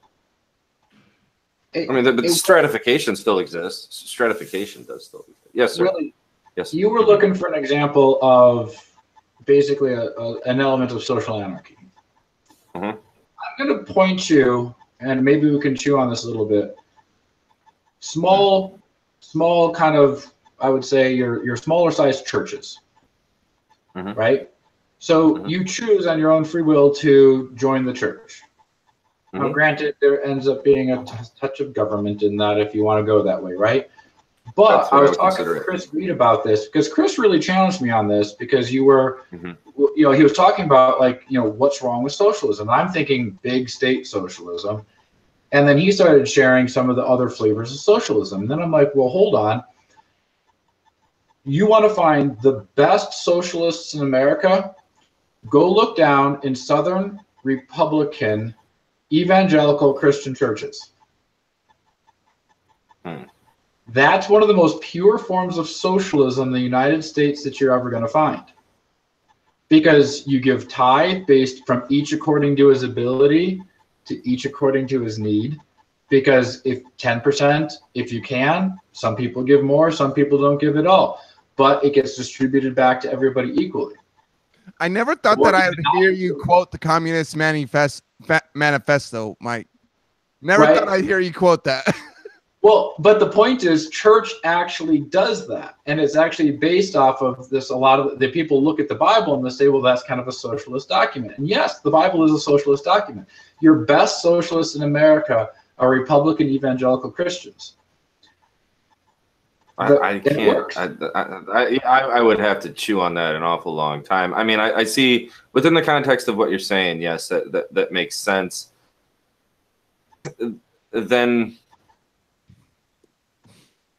I don't mean to use this to shoot down the idea because in some points of it I agree. Then you get the corrupt church leader. Oh yeah. has- Well, welcome to any Right. system. 14, right, and I guess I economies is the main thing that we're trying to discuss, and it seems as though we're talking about necessarily the socialistic aspect or the capitalistic aspect. It just seems, and I don't know this with certainty, that capitalism has now to oligarchical or corporatism. At least that's America's version of it. Okay, socialism. We don't have pure capitalism. We have corporatism. Well, then, as long as we can agree that we don't have pure capitalism, and we know that equity isn't necessarily the goal, but I don't know more. I don't want to put this in a term that I wouldn't agree with. How about standards of living should be upheld or something to that extent? So capitalism isn't necessarily providing that well enough, and then well, hold on, corporatism. Pause that right quick. Thaddeus Russell had a great point on this in one of his last podcasts with what is the guy's name, Lane or something like that. Capitalism around the world has brought up the standards of living faster than any other system in the world. Okay, and it's been working well for a very long time, and I can't argue. I can't argue against that. That's not the point, though. The point is that we condemn Marxism, socialism, and I'm not saying I'm necessarily a proponent for them, but we condemn the Marxism, socialism, communism thing because it then gets corrupt. Bitch, the capitalism Isaiah wants. You don't have to raise your hand. I don't even have kids raise their hand in my. Isaiah. Why now? I think we're obfuscating a point that I want to make. Is that basically I'm taking this shit over, bitches. I raised my hand because I was trying to be nice. Damn it. No, but I think the whole discourse around communism and capitalism is broken on its face. Communism is a red herring, damn it. Oh yeah. But is capitalism a red herring to communism, a communistic country? Which wait. It's all in scales. Wait. No, wait. Both of you motherfuckers, wait. It's all about the Poo-Tang clan and the. Okay, I'll Dustin, wait. I Never mind. love it when Dustin steps in to moderate because there's like this sweet, smooth voice just rolling across the airwaves. I'm like, ooh. Yep. Talk again, Dustin. I'm like, communism. I'm like the communism- emotional version of Nice Wonder. Yes. Communism is a red herring. Don't make me forget my point. This is important. Communism Okay. and capitalism have become ideologies rather of what they were intended to be, which was ways to describe how people act. Capitalism is a method through which we can describe markets. Markets exist. They exist everywhere. Wherever there are people, there are markets. Okay. I can agree to Communism or that. socialism exists everywhere. Wherever there are communities, there is communism. This is seen if you look at the sociological, anthropological, and historical data. It's clear. But because people are so entrenched in their ideology, they paint one as the enemy and hold one as their tribe. And they can't communicate with each other to see what's good about both that we can implement in our own society. That's wokeness, true told right there. Yeah, that was really good. That was really good, Isaiah. But so how do we get past that? We end this fucking 3-hour chat and then come at it next week. All right. Let me suggest one thing. Is that it's not one answer over another answer. Just like it's not one answer to solve water crisis or one answer to solve homelessness. It's a blend of them. When you actually take a look at the Christian churches and look at the socialist structure while also having a democratic structure, right? Look at how capitalism is tied into these things. The issue is trying to say only like capitalism is the answer because it ignores community, or socialism is the answer because then it forces altruism. And neither of those two things are able to be forced or are capable of being lost in the sense of community. So the key is to understand that, like we talked about Ikigai, it's not 5 concentric rings in 2 dimensions. It's an infinite number of rings in 3 dimensions that all kind of weave together into something that could be better. It's not one's better than the other. It's the right tool at the right time in the right place. Were you able to sell this multi-level Ikigai to Hunter? Because it sounds very intriguing. Well, no, but Multi-level Ikigai scheme. we'll see if we can all. So this is a challenge I have for everybody who's on this call and who is listening and who's drinking Cavassier and It's whiskey. It's whiskey. why do you have a snifter? I don't know. It's what the guy at the store gave me. He gave me a hug, and I was like, "What the? You those?" gave you a hug and a And he- snifter? Hey man, community. I'm Is the all Cristal- about community. No, this is Blanton's. Blanton's I don't- Blanton's good. This is the cup that the guy at the store gave me. That's all. Community, socialism. What's So- I gonna do? Just like let me pay for this. This capitalism. So to wrap Marco. this up, Okay. I'm gonna drink some more of my Knob Creek. Willie's That's a gonna good drink some one. more of his Blanton, and then I'm gonna quote Bruce Lee, and then Dusty's gonna give us our sign off and tell you to follow us on Patreon and give us money, basically. So Because socialism. because socialism and capitalism all at once. Well, there's also anarchy because you can't force me to do it, so it has to be on my own free will. Well, we could talk about free will, Sam Harris. Somebody on the chat too on the other side, R77 Lee, he brought up a point what I was actually thinking about too, and then you could take it away, Isaiah. But Okay, I- this is the last point. I'm but then let me- gonna quote Bruce Lee, and let me- then let me do Dusty's this gonna first. sign off.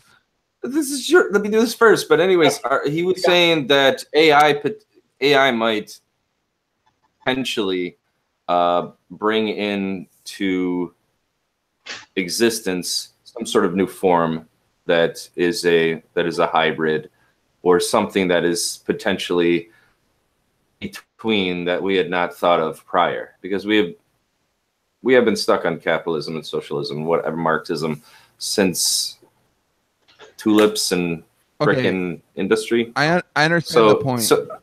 I think I understand the point. Basically, AI and robots are going to replace these economic models that we already have, right? Willie, did you listen to the Thad Russell episode 38 with Doug Lane? I have not. He talks about that. So I agree with that point. In fact, I agree with that point as long as I can be the one coding the AI. So son of a bitch. And Isaiah, go ahead, Willie. Isaiah, I got an A in the class. Thank you for editing those poems for me. I just got the grade back today. So I really appreciate the help in editing the poetry and taking the time out that you did. Sorry, I couldn't help more. I was editing my French girlfriend's poetry, editing the health system. Yeah, editing that socialism, arts, audio, editing show notes, doing social media. Well, he was helping me for free. That was anarchy. Oh, was it? Okay, all right. It was a community thing. I only know him because of community. It's altruism. So anyways, thank you. I mean that. So I'm going to speak to your point real quick. Then I'm going to quote Bruce Lee. Then Dusty, as soon as I'm done quoting Bruce Lee, fucking let's get this shit closed. So to address the topic of AI, robotics, or technology saving us from capitalism or communism, which is essentially the paradigm that is looking to shift, right? And that's the futurist tilt, is that we're gonna engineer technology to replace the broken systems that we have now, regardless of what the modality of that system is, right? So basically, all I have to say to that is that one, they thought that we'd be having flying jet cars in 1950, and we don't. And two, no, we do have Henry Ford revolutionized America more than Theodore Roosevelt did. So we have the flying jet cars. So that's all I have to say about that. And now I'm gonna quote Bruce Lee, and then Dustin's gonna sign this shit off. All right. Absorb what is useful, discard what is not, add what is uniquely your own. All right, everybody. Thanks for joining us here at Mixed Mental Arts Chats. I'm not sure if we're doing one next week due to the Emperor descending on DC here, but thank you for listening. If you would really like to support us and get us going, please visit our Patreon page. It would really help us out with upgrading the quality of the podcast. Also visit our Reddit page, which needs much love. And we have a very active Facebook community, and you can search that on Facebook. Just enter Mixed Mental Arts. That'll give you access to our Facebook page as well as our Facebook group. And thank you very much, and join us in perhaps I would say 2 weeks from now.